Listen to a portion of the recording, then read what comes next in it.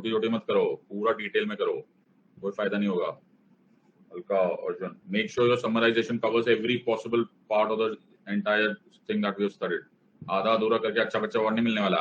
Okay, बड़े महंगे अच्छे बच्चा अवार्ड है। Okay, great.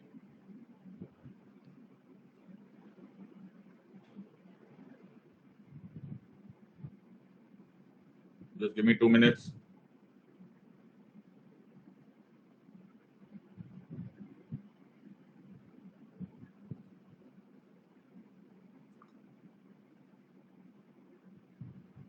तो आज हम लोग स्टार्ट क्या करेंगे सर? आज हम लोग स्टार्ट करेंगे parliament. Now when I am telling you, जैसे हम पार्लियामेंट करेंगे, पार्लियामेंट करते करते हमें बहुत टाइम लग जाएगा यार, बहुत। It will take quite a few sessions, multiple sessions होंगे for us to be able to finish parliament. लेकिन ऐसे मेरा प्लान है, मैं यूनियन लेजिस्लेचर और यूनियन एग्जीक्यूटिव बहुत ज्यादा डिटेल में करूंगा। इससे फायदा ये होता है कि जब हमें स्टेट लेजिस्लेचर और स्टेट एग्जीक्यूटिव करना होता है तो बहुत कम टाइम लगता है।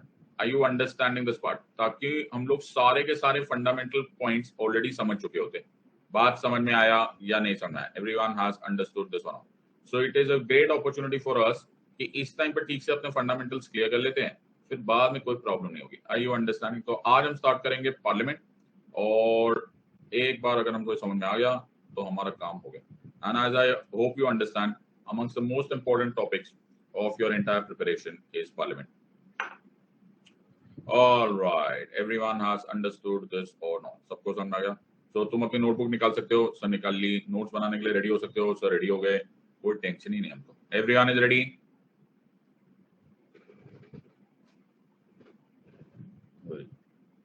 तो मैं चाय पी लेता हूँ, अब स्टार्ट करते हैं। Okay, alright, so let us start with union parliament. और यूनियन पार्लियामेंट पढ़ते ही हमारे बहुत सारे, तो मैं सब बंद कर रहा हूँ, चार्ट बंद, आउट बंद, रेज हैंड बंद, सब कुछ बंद। ओके, और जो लोग नए स्टूडेंट्स आ रहे हैं हमारे बीच में, okay, please watch previous class videos at least 3 times each, especially if you're joining the middle of the course. Read NCERT books class 6 to 12, continue reading Lakshmikant, read newspapers The Hindu or Indian Express every day. There will be regular doubt sessions to address your queries. Please maintain decorum and discipline in the class. Any disturbing, foul, personal or political comments will not be tolerated. You may be blocked for this action. Make running notes of the class. No PDFs will be shared unless really necessary. Late मत आइए, और हिंदी और English दोनों में पढ़ाया जाएगा। Please don't insist on any particular language. Okay, that is not how we function.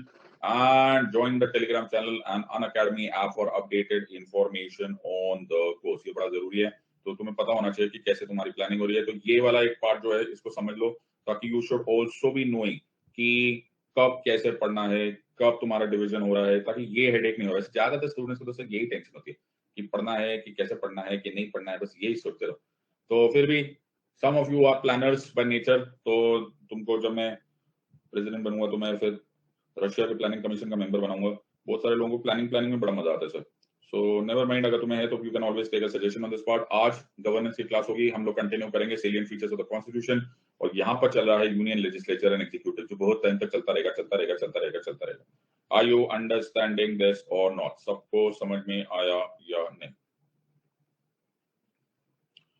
Okay,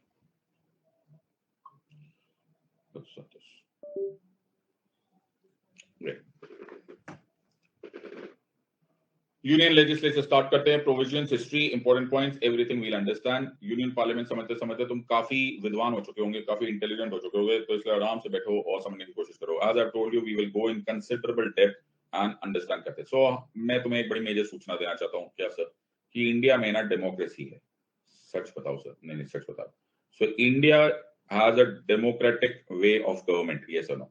अब बल्कि बड़े ध्यान से सुनना, ओके? सो मैं तुमको टाइम मशीन में बैठाऊंगा, आज मेरी गाड़ी में बैठ जा, आ जाओ। ओके, तो मैं तुमको 1947-1950 के पीरियड में लेकर जाता हूँ। पहले से हमको उनका इरादा यही था, मतलब फाउंडिंग फादर्स का इरादा यही था कि India will be a democratic country. ना बड़े ध्यान से सुनना, ना डेमोक्रेटिक कंट्री बनाना। तो मैंने बाबा साहब को बोला, बाबा साहब हम लोग डेमोक्रेटिक बनेंगे। बाबा साहब बोले यस। मैंने कहा बाबा साहब फिर हम लोग कौन से टाइप की डेमोक्रेसी लेंगे? क्योंकि दुनिया में 2 तरह की डेमोक्रेसी ज्यादा फेमस है। अच्छा, कौन सी है? एक वो डेमोक्रेसी है जो एग्जीक्यूटिव डोमिनेंट है। क्या है सर? एग्जीक्यूटिव डोमिनेंट है। क्या है सर चिल्ला रहे हो सर? हम चिल्ला रहे सर, सुबह सुबह लोग परेशान हो गए। एग्जीक्यूटिव डोमिनेंट है। और दूसरी तरह की डेमोक्रेसी है जो लेजिस्लेटिव डोमिनेंट है। गलत फहमी मत पाल लेना, दोनों के दोनों डेमोक्रेसी है, मतलब government by the people, of the people and for the people. लेकिन यहाँ पर किसी किसी जगह पे जो पीपल है वो डोनाल्ड ट्रंप को इलेक्ट करते हैं। ओहो, समझ में आ रहा है कि नहीं? यानी कि प्रेसिडेंट को इलेक्ट करते हैं और एग्जीक्यूटिव डोमिनेंट हो जाता है। ऐसी तरह की डेमोक्रेसी को प्रेसिडेंशियल डेमोक्रेसी बोलते हैं। आर यू अंडरस्टैंडिंग दिस और नॉट? सबको समझ में आया या नहीं? या फिर प्रेसिडेंशियल सिस्टम ऑफ गवर्नमेंट बोलते हैं। पल्ले पड़ा या नहीं समझ में आया? दूसरा तरीका क्या होता है कि जो पीपल होते हैं, पीपल ओके, वो प्रेसिडेंट नहीं इलेक्ट करते, वो मेंबर्स ऑफ पार्लियामेंट इलेक्ट करते हैं या फिर members of legislative assembly elect करते हैं। क्या वर्ड है सर? Sir legislative. तो पीपल की पावर कुठे गई सर? पीपल की पावर गई, क्या हो गया सर? लेजिस्लेटिव के पास। पीपल की पावर किधर गई सर? एग्जीक्यूटिव के पास। बात समझ में आ रही है या नहीं आ रही? आर यू अंडरस्टैंडिंग दिस और नॉट? एकदम समझ में आ गया सर हमको। सो जो पीपल की पावर है, अगर वो एग्जीक्यूटिव के पास गई तो वो एग्जीक्यूटिव डोमिनेट यानी कि प्रेसिडेंशियल फॉर्म ऑफ गवर्नमेंट है। और अगर पीपल की पावर लेजिस्लेटिव के पास गई तो लेजिस्लेटिव डोमिनेट है, यानी कि पार्लियामेंट्री सिस्टम ऑफ गवर्नमेंट हो जाएगा। आर यू अंडरस्टैंडिंग दिस और नॉट? और जब हम लोग आजाद हुए, ओके, जब हम लोग कॉन्स्टिट्यूशन लिख रहे थे, जब हम लोग 1947 टू 1958 पीरियड में थे, तो अपन के पास दोनों ही एग्जाम्पल रेडी थे। हम चाहते तो ये वाला मॉडल ले लेते यूएसए का, हम चाहते तो ये वाला मॉडल ले लेते यूनाइटेड किंगडम का। Are you understanding this part? So हमारे पास डेमोक्रेसी पक्का थी, ये बात पक्का थी सर कि हम डेमोक्रेसी चूज करेंगे। लेकिन ये पक्का नहीं था कि हम ऊंट इस करवट बैठेगा कि ऊंट इस करवट बैठेगा। इस पर बहस होनी जरूरी है। सो लेट अस अंडरस्टैंड कि ऐसा क्या हुआ कि हमने प्रेसिडेंशियल सिस्टम ऑफ गवर्नमेंट ना लेकर पार्लियामेंट्री सिस्टम ऑफ गवर्नमेंट लिया। बड़ा इंपॉर्टेंट क्वेश्चन है सर, क्योंकि यूएसए भी अच्छी कंट्री है, यूके भी अच्छी कंट्री है, यूएसए का सिस्टम भी चल रहा था, यूके का भी सिस्टम चल रहा था, तो फिर क्यों हुआ कि ऐसा बात हो गया? तो मैंने स्कूल में एक मुहावरा पढ़ा था, दूध का जला छाछ को भी फूंक मार मार के पीता है। तुमने सुना है? मेरे हिंदी में बड़े मार्क्स अच्छे आते थे। हाँ सर, दूध का जला छाछ को भी फूंक मार मार के पीता है। तो इसमें कवि क्या कहना चाह रहा है? कवि ये कहना चाह रहा है कि अगर तुम लोग से कोई ऐसा काम हो गया हो या तुम्हारे साथ ऐसा कुछ काम हो गया जिसका तुम्हें बड़ा नुकसान हुआ, तो फिर तुम ना जिंदगी भर तुम्हें पोस्ट ट्रॉमेटिक स्ट्रेस डिसऑर्डर रहता है। सर ये ज्यादा टेक्निकल हो गया। नहीं मतलब फिर तुमको ऐसे ही याद रहेगा कि जैसे अगर तुम लोग इवन अगर तुम स्विट्जरलैंड गए हो, स्विट्जरलैंड गए, अरे वाह सर, लिखा है ये इन हवाओं में, बड़ी सुंदर जगह है सर। लेकिन अगर वहां पे तुम्हारा पासपोर्ट खो गया ना, तो तुम्हें जो तुम्हारा स्यापा होगा ना, जब भी तुम्हें स्विट्जरलैंड मैप पे भी दिखाई देगा ना, तुमको वो पुराने दिन ही याद आएंगे। ऐसे ही होगा सर। हाँ सर, जो तुम एम्बेसी के धक्के खाओगे ना बेटा, और यूरोप में ऐसे वांदे लगते हैं ना, जितना पूरा शॉपिंग में नहीं लगता ना, उतना सारा का सारा फाइन लग जाता है। सो ये जो यूएसए में एग्जीक्यूटिव डोमिनेंस है ना, इससे हमको पुराने दिन याद आ गए। कौन से सर? सर सारे एग्जीक्यूटिव लोगों ने ना सर जिंदगी बड़ी खराब की हुई थी। चाहे वो लॉर्ड डलहौजी था, नलायक ने डॉक्ट्राइन ऑफ लैप्स कर लिया था, ओके, चाहे वो कर्जन था, हाँ सर, चाहे मिंटो था, ये सारे के सारे बहुत सर सब एग्जीक्यूटिव थे, लेकिन बहुत कष्ट दिया सर। इन लोगों ने हमेशा arbitrary and ambiguous use of power किया था। Yes sir. और ये सब लोग कौन थे सर? सर ये सब लोग थे एग्जीक्यूटिव। ओके, एग्जीक्यूटिव की बीमारी क्या है मालूम है? एग्जीक्यूटिव ना कॉन्सेंट्रेशन ऑफ पावर कर बैठता है। Are you understanding? तो अगर एग्जीक्यूटिव होता है ना, उसको बड़ी आदत होती है, वो है ना कॉन्सेंट्रेशन ऑफ पावर कर बैठता है। तो जैसे तुम लोग कल आईएएस ऑफिसर बनोगे, तुम आईपीएस ऑफिसर बनोगे, तुम एग्जीक्यूटिव बनोगे। नहीं सर, हम तो अच्छे बच्चे बनेंगे। बेटा हमने भी दुनिया देखी, ओके, हमें मालूम है जन्नत की हकीकत, लेकिन दिल को खुश रखने के लिए गलत ख्याल अच्छा है। तुम एक बार आईएएस ऑफिसर बनो, फिर आईएएस ऑफिसर बोलोगे, तुम हमें बोलोगे कप्तान साहब आज ना सामने वाले थिएटर को बोलो सिर्फ सांप पिक्चर देखेंगे, सांप को भीड़ में पिक्चर देखना अच्छा नहीं लगता, थिएटर खाली कराई जाए। क्या बात कर रहे हो सर? अरे ऐसा होता है बेटा, ओके, स्टाइल है बाबा, अपन का स्टाइल है, समझ में आ गया, ओके, समझ में आया कि नहीं? सर ऐसा ऐसे नहीं करेंगे सर, इतना नहीं करेंगे, हाँ मेरे को मालूम है। तो एग्जीक्यूटिव जो होता है उसको concentration of power, okay okay, इसको concentration of power sir, okay. So ये बड़ा ही इंपॉर्टेंट होगा, ओके। तो हाँ मेरे को मालूम है बेटा, तुम हम्बल हो, I know. Alright, okay. So ये जो कॉन्सेंट्रेशन ऑफ पावर है, इसे arbitrary and ambiguous use of power होता है। अगर मैं तुमको सही मायनों में, जब ये खत्म हो जाएगा ना पार्लियामेंट का टॉपिक, तब तुमको रियलाइज होगा कि 70-80% of the system of government जो हमारे कॉन्स्टिट्यूशन में समझाया गया है, फाउंडिंग फादर्स ने इसी कॉन्सेंट्रेशन ऑफ पावर को रोकने की कोशिश की है। बिकॉज मैंने क्या बोला था, दूध का जला छाछ को भी फूंक मार मार के पीता है। सो हम लोग बोले अपन को थप्पड़ से डर नहीं लगता बाबा, अपने को एग्जीक्यूटिव आर्बिट्ररीनेस से डर लगता है। किससे डर लगता है सर? एग्जीक्यूटिव आर्बिट्ररीनेस से डर लगता है। Are you understanding this part? अपने को किससे डर लगता है सर? कॉन्सेंट्रेशन ऑफ पावर से डर लगता है। अपन को किससे डर लगता है sir? Arbitrary and ambiguous use of power से डर लगता है। आर यू अंडरस्टैंडिंग दिस और नॉट? सबको समझ में आया? तो बाबा साहब ने बोला होगा बहुत सुंदर बाबा, बहुत सॉलिड स्ट्रक्चर होगा, मुझे पता नहीं, लेकिन ये रास्ता बड़े आराम से भटक जाते हैं, 3 गुना लगान पे चले जाते हैं। तुम्हें सब मालूम है, फिर भुवन से पूछो क्या क्या होता है। Are you understanding this part? So ये जो एग्जीक्यूटिव आर्बिट्ररीनेस है ना, ये अपन को नहीं चाहिए। और बिकॉज अपन को ये नहीं चाहिए, अपन को चाहिए presidential system of government. Are you understanding? नहीं चाहिए। Are you understanding sir? नहीं, अपन को प्रेसिडेंशियल सिस्टम ऑफ गवर्नमेंट नहीं मांगता। तो फिर क्या करेंगे सर? तो इंडिया ऐसे भी एक बहुत वास्ट कंट्री है और इंडिया में बहुत डाइवर्सिटी है। Are you understanding? तो हम क्या करेंगे? हम करेंगे, ध्यान से सुनना, सबसे पहले हम एग्जीक्यूटिव को डोमिनेट ना बनाकर लेजिस्लेटिव को डोमिनेट बनाएंगे। किसको बनाएंगे? लेजिस्लेटिव को डोमिनेट बनाएंगे। और तो मैंने कहा बाबा साहब लेकिन एग्जीक्यूटिव तो बनेंगे ना, प्रेसिडेंट साहब, प्राइम मिनिस्टर साहब, वाइस प्रेसिडेंट साहब, ये सब तो बनेंगे ना, चीफ मिनिस्टर साहब, गवर्नर साहब। बोलेंगे यस। लेकिन सिद्धार्थ, सारे लर्नर्स को बोलो ऊपर सर करो, फिर लेफ्ट देखो, राइट देखो, दीवार की तरफ देखो, ये जो हमारा मंत्र है वो चलेगा। Executive will remain responsible to the legislature. Are you understanding this or not? हम एग्जीक्यूटिव को रखेंगे, लेकिन वो लेजिस्लेचर की तरफ जवाबदार होगा। लेजिस्लेटर डोमिनेट होगा, लेजिस्लेटिव सवाल पूछेगा, एग्जीक्यूटिव आंसरेबल होगा। वो लेजिस्लेचर की तरफ जवाबदार होगा, ताकि क्या ना हो सर? ताकि कॉन्सेंट्रेशन ऑफ पावर ना हो, ताकि क्या ना हो? आर्बिट्ररीनेस ना हो, ताकि क्या ना हो? मिसयूज ऑफ पावर ना हो। आर यू अंडरस्टैंडिंग दिस और नॉट? मैंने कहा बाबा साहब ये अच्छा आइडिया। तो मैंने तुम्हें पहले ही बोला है कि majority of your parliamentary form of functioning is based upon one महामंत्र, and that महामंत्र is executive is responsible to the legislature. मैंने कहा बाबा साहब इसका एक फायदा और भी है। कि बोले क्या?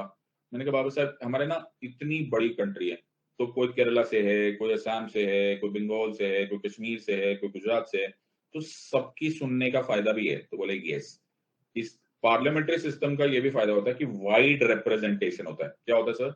Wide representation. Are you understanding this और नॉट? सबको समझ में आया या नहीं समझ में? तो पूरा कंट्री की रिप्रेजेंटेशन हो रही है। ओके। मैंने कहा बाबा साहब एक और रीजन है। बाबा साहब बोले बताओ। मैंने कहा हम लोग ना यूनाइटेड किंगडम की कॉलोनी थे। ओके, ऐसे तो अच्छी बात नहीं है, लेकिन क्या होता है ना कि इश्क में फर्क नहीं है जीने और मरने का, उसी को देख कर जीते हैं जिसका फिर पर दम निकले। मतलब हम इसी को देख कर जी रहे थे इतने सालों से। ओके, तो क्या कर सकते हैं? So we could not do anything. हम यहाँ पर भी पार्लियामेंट्री सिस्टम है और हम इसको फेमिलियर है, पिछले 200-250 साल से हमने इसको देखा है, हमें समझ में आता है कि ये क्या है। मैं नहीं बोलता ये अच्छा है या बुरा है, लेकिन जिस चीज को आप सुबह शाम होते हुए देखते हो, थोड़ा फेमिलियरिटी भी होती है। ये भी एक और इंपॉर्टेंट पॉइंट है। I hope you are understanding this part. So जो प्रेसिडेंशियल सिस्टम ऑफ गवर्नमेंट है और पार्लियामेंट्री सिस्टम गवर्नमेंट में, हमने इसीलिए यूनाइटेड किंगडम को चूज किया। आर यू अंडरस्टैंडिंग दिस और नॉट? और what is called as the Westminster system. What is this called as? Westminster system. क्या बोलते हैं इसको? Westminster system. What is this called as sir? समझ गए? इसको बोलते हैं the Westminster system of government और the parliamentary form of government. तो ये है वेस्टमिनिस्टर एबे, जहां पर कि इंग्लैंड का पार्लियामेंट है। हमारा model of parliamentary system is called as the Westminster model of government. Are you understanding this और नॉट? पल्ले पड़ा या नहीं पल्ले पड़ा? सबको समझ में आया या नहीं?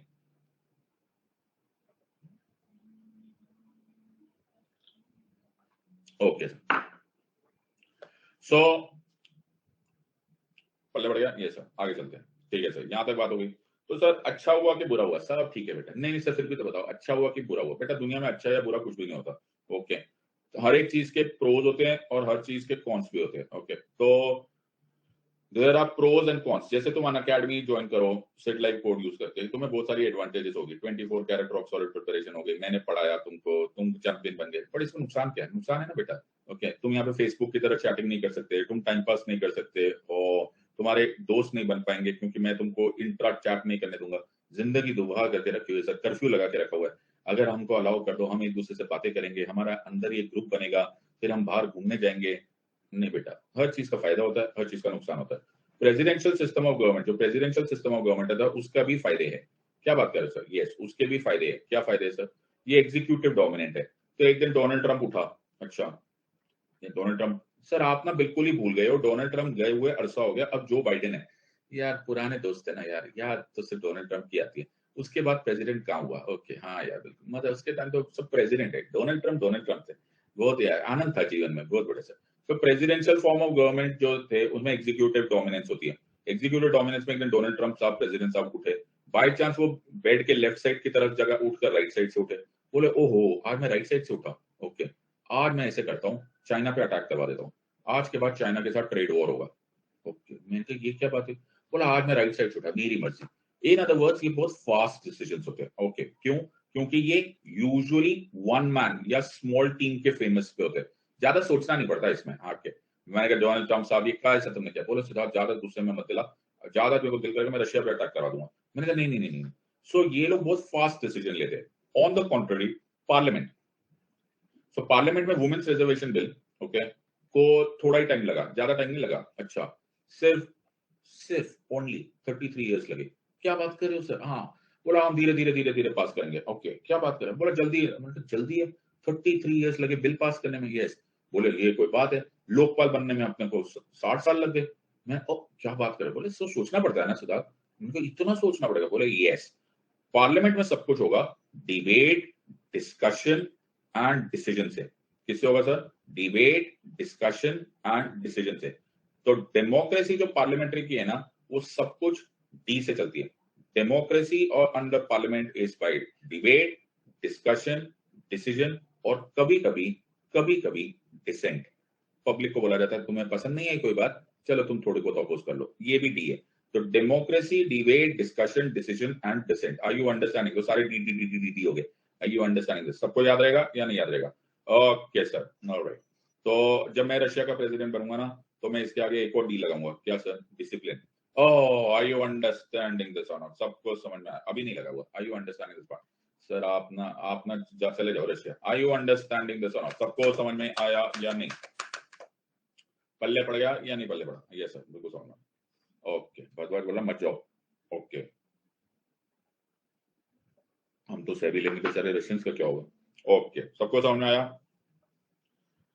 वो बोले आप अमेरिका के प्रेसिडेंट बन जाओ। बेटा अमेरिका के प्रेसिडेंट का तो बड़ा बुरा हाल है। अमेरिकन तो ऐसे ऐसे बातें बोल देते हैं अपने प्रेसिडेंट के बारे में। मैं गली में अपने गुंडों के सामने नहीं बातें ऐसी करता। ओके बेचारे की कोई प्राइवेसी नहीं है, कुछ भी बोल देते हैं ना। Never know. Okay alright. So democratic debate, discussion, decision and dissent. Are you understand? लेकिन प्रॉब्लम क्या है? ये स्लो प्रोसेस है माना, लेकिन यहाँ पर क्योंकि ये फास्ट प्रोसेस है, यहाँ पर गलतियां होने के चांसेस ज्यादा है, ऐसा बोला जा सकता है। क्योंकि जल्दी डिसीजन लेते हैं ना, ये सब मैं मेरा मेरा मेरा मेरा मेरा मेरा करते रहते हैं, तो इसमें मिस्टेक होने के चांसेस ज्यादा है। ऑन द अदर हैंड ये स्लो प्रोसेस होने की वजह से ऐसा माना जाता है कि ये थरो है। तो इन अदर वर्ड्स यहाँ पर बोला जाता है we is better than I. Okay debate discussion करेंगे, सब कुछ बोलेंगे। हमारे घर में होता है ना, हमारा तो पता नहीं तुम्हारे यहाँ पे होता है कि नहीं, हमारे घर में अगर कोई खाना बनने का या पार्टी हो गया ना कि आज संडे को पार्टी होनी है, ओके संडे को पड़े, तो 2 हफ्ते पहले से ना डिबेट डिस्कशन शुरू हो जाती है। अच्छा दाल कौन सी बनाई जाएगी? मैंने कहा यार तुम्हें कोई काम धाम नहीं है क्या? ओके अच्छा फिर दाल में तड़का कौन देगा? ओके हो जाती है। अच्छा दाल बिठाई जाती है। ओके बड़ा फुर्सत में काम होता है हमारे घर में, पूरा सांझा चूल्हा चल रहा है। ओके मैंने कहा तुम बड़े डेमोक्रेटिक हो। अगर मेरे पास फैसला आ जाए, सिंगल मैन होगा, मैं सीधा बोलूंगा बेटा दाल बनेगी ये, तड़का मारेगा ये और सर्व करेगा ये, खाना खाओ नहीं खाना ना खाओ। सर कुछ भी बोलते हो यार, ऐसे थोड़ा होता है। आर यू अंडरस्टैंडिंग दिस और नॉट? सबको समझ में आ रहा है या नहीं? Because this is I better than we. पल्ले पड़ा या नहीं पल्ले पड़ा? Everyone has understood. सबको समझ में आ रहा है या नहीं? So these are two pros and cons. Okay कोई भी चीज अच्छा नहीं होता, कोई भी चीज बुरा नहीं होता। एवरीवन हैज अंडरस्टूड दिस और नॉट? ओके आगे चलेंगे। ये सुनो, तो हमने sir parliamentary system of government लिया, और पार्लियामेंट्री सिस्टम ऑफ गवर्नमेंट हमने जो लिया वो वेस्टमिनिस्टर मॉडल है। कौन सा मॉडल है? वेस्टमिनिस्टर मॉडल है। मॉडल वर्ड से तुम्हें ये समझ में आ गया होगा। क्या सर मॉडल से क्या समझ में? मॉडल से तुम्हें ये समझ में आ गया हो गया होगा कि बहुत अलग अलग टाइप के मॉडल्स भी होंगे, बिल्कुल सही बात है, इसीलिए तो मैंने वेस्टमिनिस्टर मॉडल लिया। ओके, तो अगर मैं बोल रहा हूँ कि BMW का मैंने X3 मॉडल लिया है, तो समझने वाली बात है कि X3 है तो X1 भी होगा ही कहीं ना कहीं, और X1 है तो X5 भी होगा कहीं ना कहीं, और X5 है तो X7 भी होगा कहीं ना कहीं। Are you understanding? तो मैंने कोई मॉडल लिया, इसका मतलब है there are many types of parliamentary system. अपन ने जो मॉडल चूज किया वो ब्रिटिश मॉडल है, that is the United Kingdom का model, that is Westminster model. बात समझ में आ रही है या नहीं? जो वेस्टमिनिस्टर मॉडल है उसके दो मेन फीचर्स है। ओके, पहला फीचर इज बायकैमरलिज्म। क्या sir? Bicameralism. Okay, what is bicameralism? Bi मतलब दो, कैमरा मतलब कैमरा, लिज्म मतलब the philosophy behind this. Sir दो कैमरा लगाए? कैमरा नहीं है बेटा। ओके, लैटिन लैंग्वेज में कैमरा का मतलब होता है चेंबर, चेंबर मतलब room. Okay, are you understanding this part? So हमारे पास दो चेंबर्स है। कौन से दो चेंबर्स? एक को बोलते हैं लोकसभा, एक को बोलते हैं Rajya Sabha. Are you understanding this part?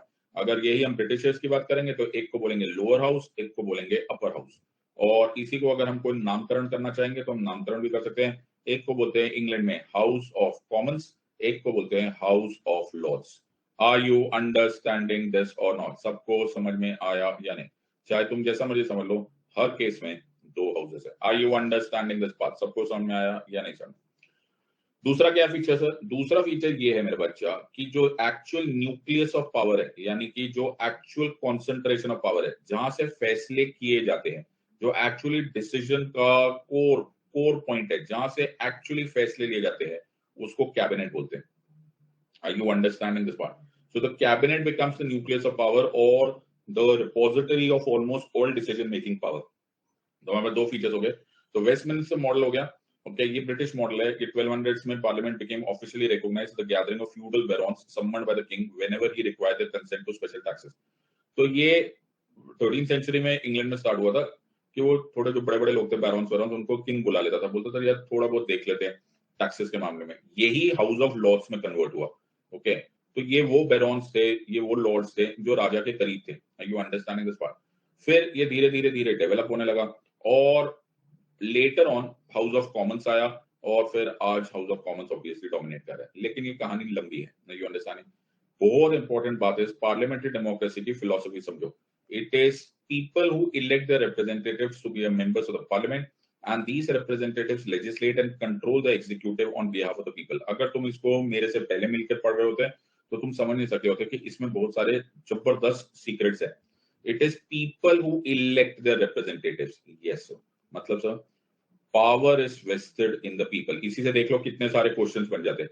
Power is vested in people और द सिटीजंस। ओके, डेमोक्रेसी में power is vested in the people और द सिटीजन। इसी को लिंकन ने बोला था, government by the people, of the people and for the people. Okay, लेकिन people खुद अपना फैसला नहीं करते, पीपल अपनी पावर खुद नहीं यूज करते, वो अपने रिप्रेजेंटेटिव्स को चुन के पार्लियामेंट या फिर विधानसभा में भेजते हैं।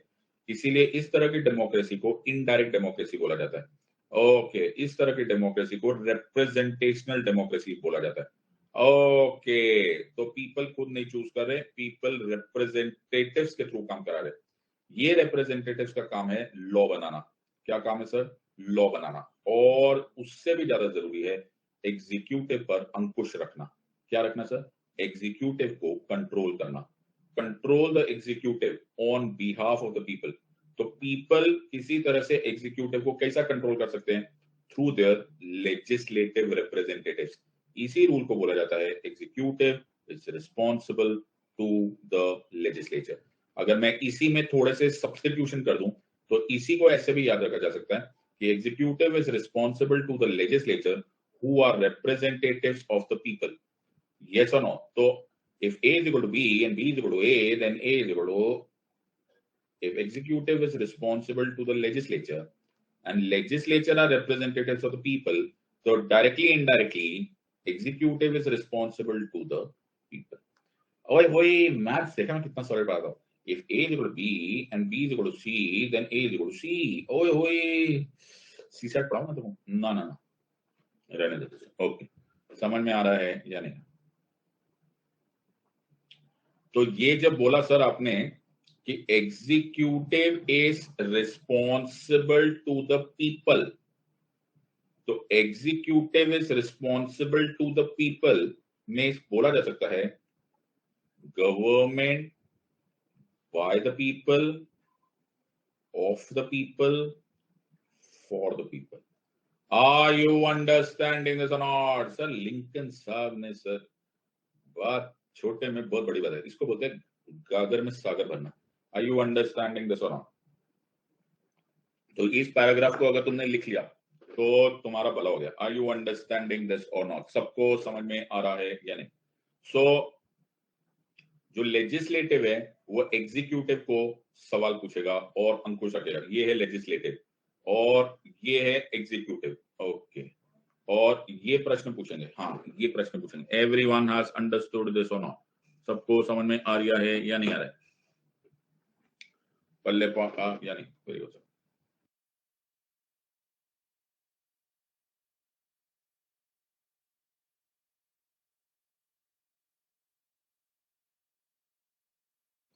एवरीवन हैज अंडरस्टूड दिस और नॉट? सबको समझ में आ गया या नहीं?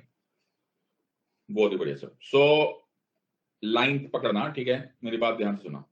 Okay, parliamentary system of government is executive is responsible to the legislature। और अब हम करेंगे bicameralism। Everyone is ready? Yes or no? अरे बाबा रेडी हो या नहीं रेडी हो? हाँ सर।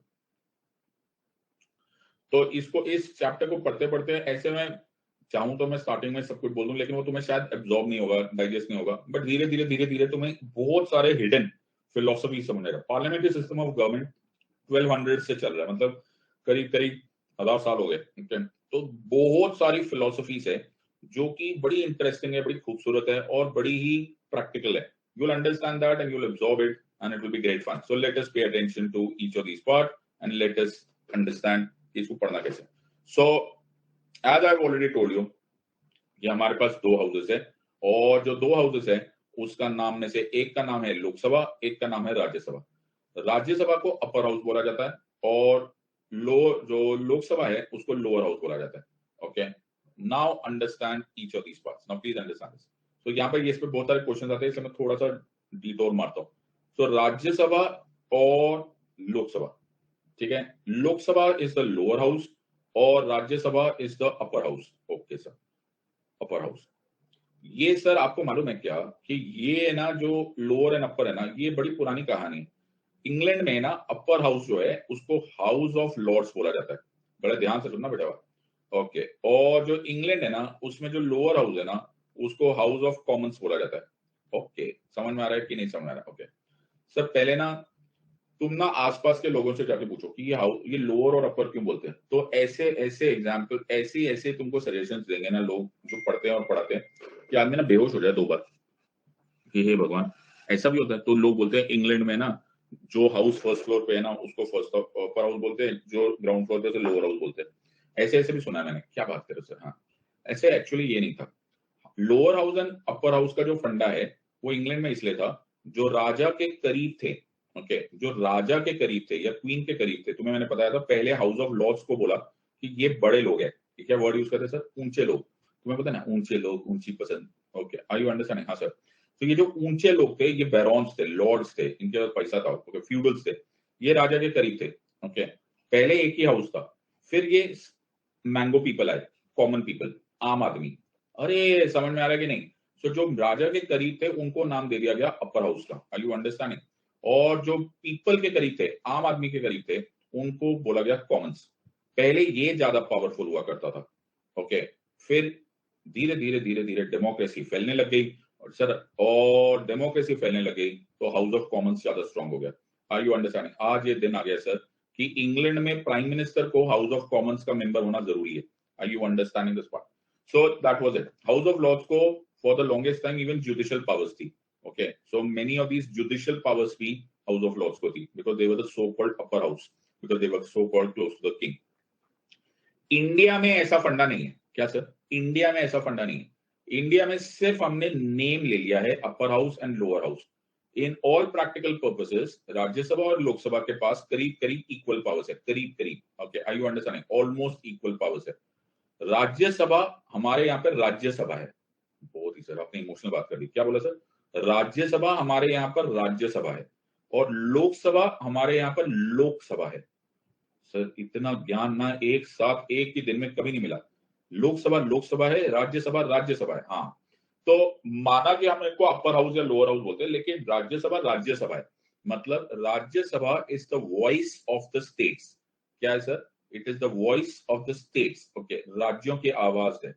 आवाज दे कहाँ है। और लोकसभा जो है वो आवाज, पॉपुलर हाउस है। पॉपुलर मतलब पीपल का हाउस है। आर यू अंडरस्टैंडिंग दिस और नॉट? इसीलिए राज्यसभा को काउंसिल ऑफ द स्टेट्स बोला जाता है। क्या बोला जाता है sir? Council of the states. Okay. और लोकसभा को हाउस ऑफ द पीपल बोला जाता है। आर यू अंडरस्टैंडिंग दिस और नॉट? सो नाम तो सर हमने अभी भी upper house and lower house रखा हुआ है, लेकिन वो जो इंग्लैंड वाला फॉर्मूला है ना सर, वो लॉजिक यहाँ नहीं चलता। ये हाउस ऑफ लॉर्ड्स और हाउस ऑफ कॉमन्स जैसा नहीं है। हमारा पर्पस कुछ और है। राज्यसभा इसलिए राज्यसभा है क्योंकि वो वॉइस ऑफ द स्टेट्स है। लोकसभा इसलिए लोकसभा है क्योंकि वो हाउस ऑफ द पीपल है। पल्ले पड़ रहा है या नहीं पल्ले पड़ रहा? बाबा समझ लो कि नहीं समझ लो सर, समझ लो sir. Everyone has understood this और नॉट? एकदम समझ आ गया सर। आगे बताओ सर। आगे ये बताने वाली बात है कि राज्यसभा को हाउएवर एक नाम एक्स्ट्रा दिया जाता है। क्या बोला जाता है? इसको हाउस ऑफ एल्डर्स बोलते हैं। क्या बोलते हैं इसको? हाउस ऑफ एल्डर्स, बड़ों का हाउस। सर क्या मतलब? मतलब यहां पर अगर तुम राज्यसभा का मेंबर बनना चाहते हो तो तुम्हारी उम्र 30 साल की होनी चाहिए या उससे ज्यादा होनी चाहिए। और अगर तुम लोकसभा का मेंबर बनना चाहते हो तो तुम्हारी एज क्वालिफिकेशन 25 या उससे ज्यादा होनी चाहिए। तो ये थोड़े से नोनू है as compare to these people. Are you understanding? इसलिए इसको बोला जाता है house of elders. Are you understanding? मैंने तुम्हें सारे नाम बता दिए। एवरीवन हैज अंडरस्टूड हमारा बाइकैमरल स्ट्रक्चर। पल्ले पड़ गया या नहीं पल्ले पड़ा? सबको समझ में आ गया? Yes sir. सो सबको समझ में आ गया कि नहीं आया? यस सर, एकदम समझ आ गया। सर ये जो पार्लियामेंट है, आ गया कि नहीं आया? हाँ सर।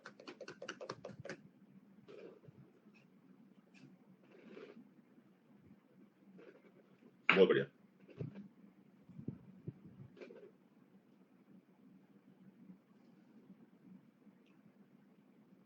ओके, आगे चलेंगे। सर ये जो पार्लियामेंट है, ओके, ये जो पार्लियामेंट है, ये पार्लियामेंट हमारे कॉन्स्टिट्यूशन में मेंशन है कि नहीं है? कुछ भी बोलते हो, कैसी बातें कर रहे हो? पार्लियामेंट कॉन्स्टिट्यूशन में मेंशन नहीं होगी? नहीं नहीं सर, बताओ ना। हाँ हाँ, बिल्कुल मेंशन है। अगर मैं कॉन्स्टिट्यूशन ऑफ इंडिया को खोल के देखूंगा तो article 79 of the constitution constitutional sanction दे रहा है पार्लियामेंट को। क्या बात कर रहा है? अच्छा हुआ सर आपने बता दिया, हमको तो पता ही नहीं था।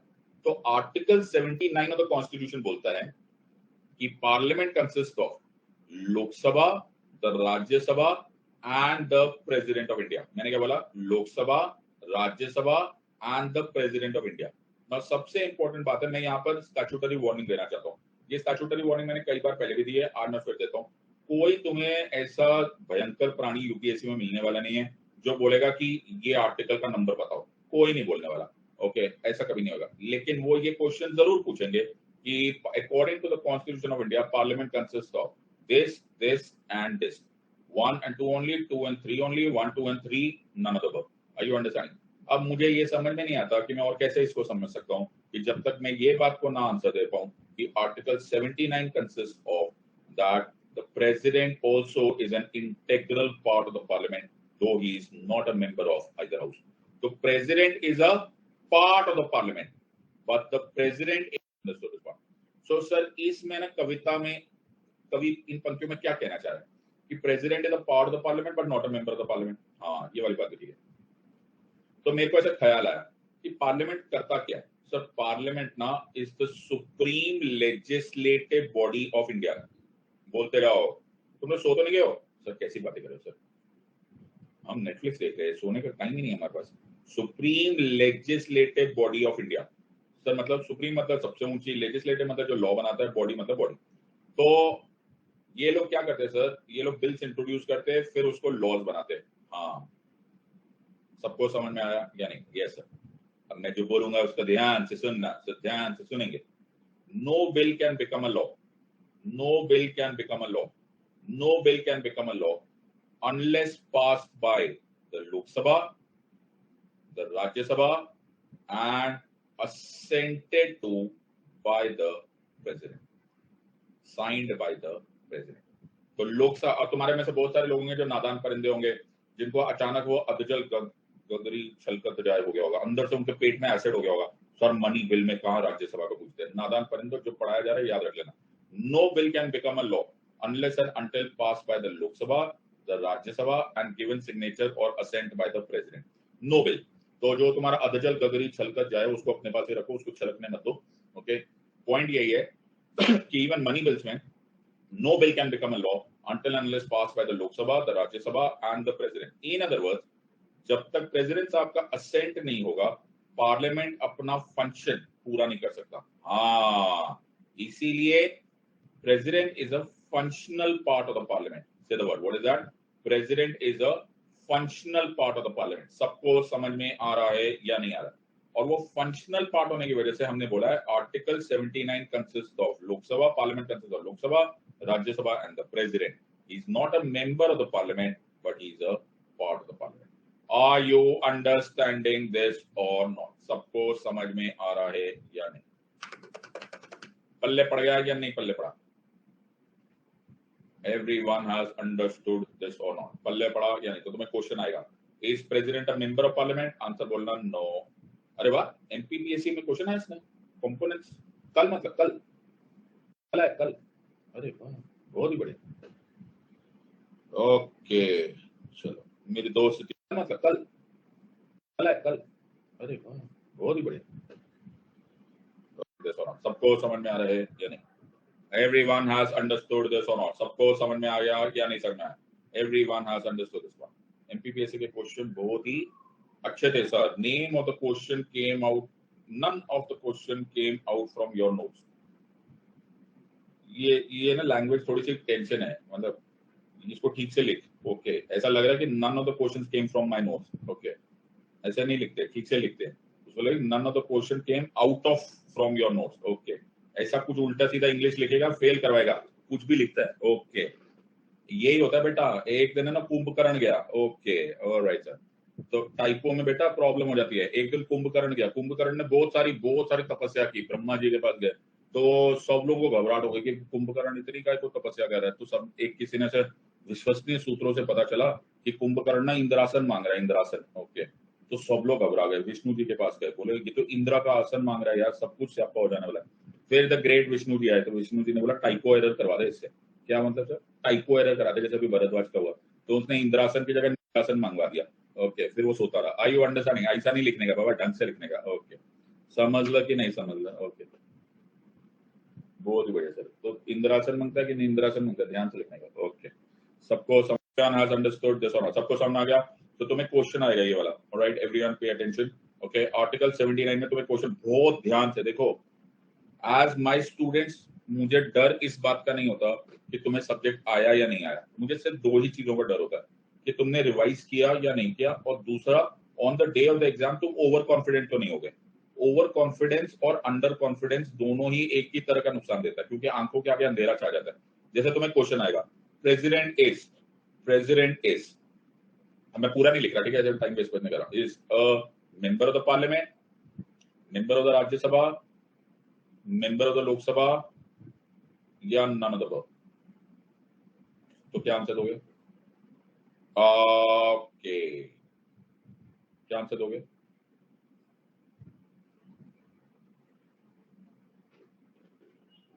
देखा, पढ़ा के सर सुबह शाम पढ़ाओ, लेकिन हम फिर भी फेल होंगे। अभी मैंने लिखा is not a member of the parliament, फिर भी 17% लिखेंगे। क्या है ना, कमी है देश में, च्यवनप्राश की भयंकर कमी। ओके सर, ये मेंबर ऑफ राज्यसभा भी लिखने वाले हैं। ये क्या तुम लोग पेड स्पैमर्स हो क्या? हाँ सर, नौकरी की हमने। अच्छा, ओके, ऑलराइट। तो स्नेहा, जतिन, जयन 1 2 3, अमित, तन्मय, विकास, रौनक, पारस, राहुल एंड अंशु। मतलब सच में स्पैमर्स हो तुम लोग हैं? 21% सच में स्पैमर्स आए हो? क्या बात कर रहे हो? कितनों की एम्प्लॉय?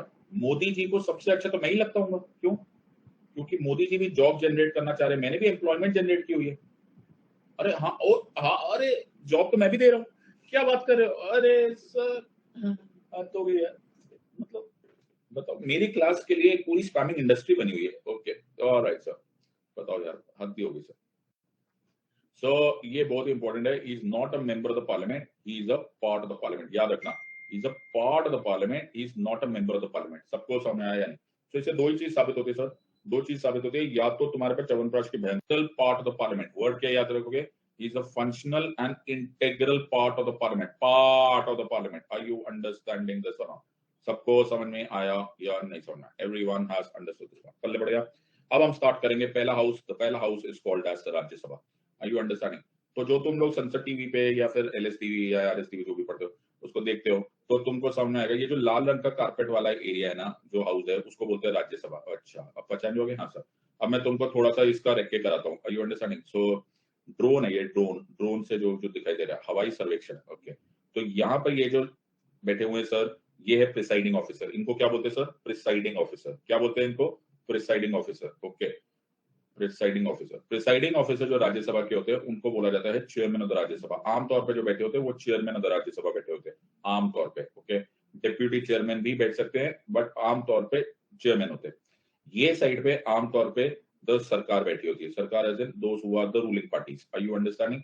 ये साइड पे आमतौर पे अपोजिशन बैठा होता है। ठीक है सर, ये टेबल दिख रहा है? हाँ सर, ये टेबल आमतौर पे सेक्रेटेरिएट का स्टाफ होता है।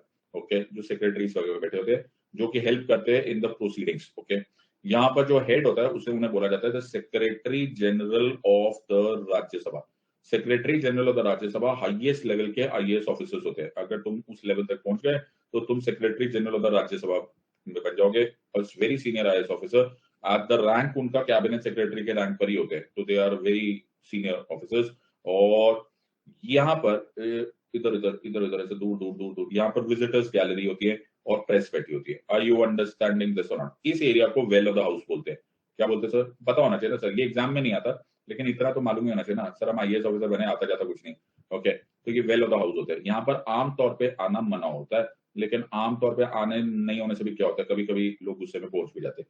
आर यू अंडरस्टैंडिंग दिस और नॉट? सबको समझ में आया या नहीं समझ में? पल्ले पड़ गया? तो मैंने तुमको हवाई सर्वेक्षण दिया है। Okay sir, everyone has understood this part? पल्ले पड़ा या नहीं पल्ले पड़ा? एकदम समझ में आया। तो हवाई सर्वेक्षण दिया है। Okay, so everyone has understood this और नॉट? सबको समझ में आया या नहीं समझ में? आगे चलते हैं। ओके सर, सो जो राज्यसभा है, मैं एक ही बार में इसको एक स्लाइड में खत्म कर सकता हूँ। So try and understand this. So जो राज्यसभा है, ओके, वो काउंसिल ऑफ द स्टेट्स है। ओके, ये हमको आपको बता दिया है सर, सुनते जाओ।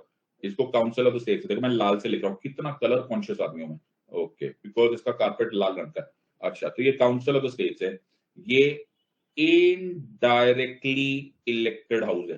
क्या है सर?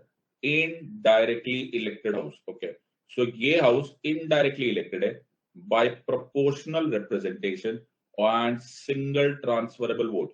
अगर तुमने एक दो दिन पहले मेरी प्रेसिडेंट्स के अपॉइंटमेंट की स्पेशल क्लास अटेंड की होगी तो मैंने इसको पूरा डिटेल में समझाया था, लेकिन ऐसा नहीं है कि मैं दोबारा नहीं करूंगा। पर जब हम प्रेसिडेंट करेंगे तो मैं इसमें सिंगल ट्रांसफरेबल वोट सिखा दूंगा। अभी के लिए मैं तुमको indirect election, proportional representation and दोनों को एक्सप्लेन कर दूंगा। So what does indirect election mean? Indirect election मतलब पीपल, पीपल मतलब मैंगो पीपल, आम आदमी, people people people citizen do not vote for Rajya Sabha. Sir हम नहीं वोट करते ना? तभी सर मेरे को पता ही नहीं चला, राज्यसभा के चुनाव आके चला गया, पता ही नहीं चला मन में।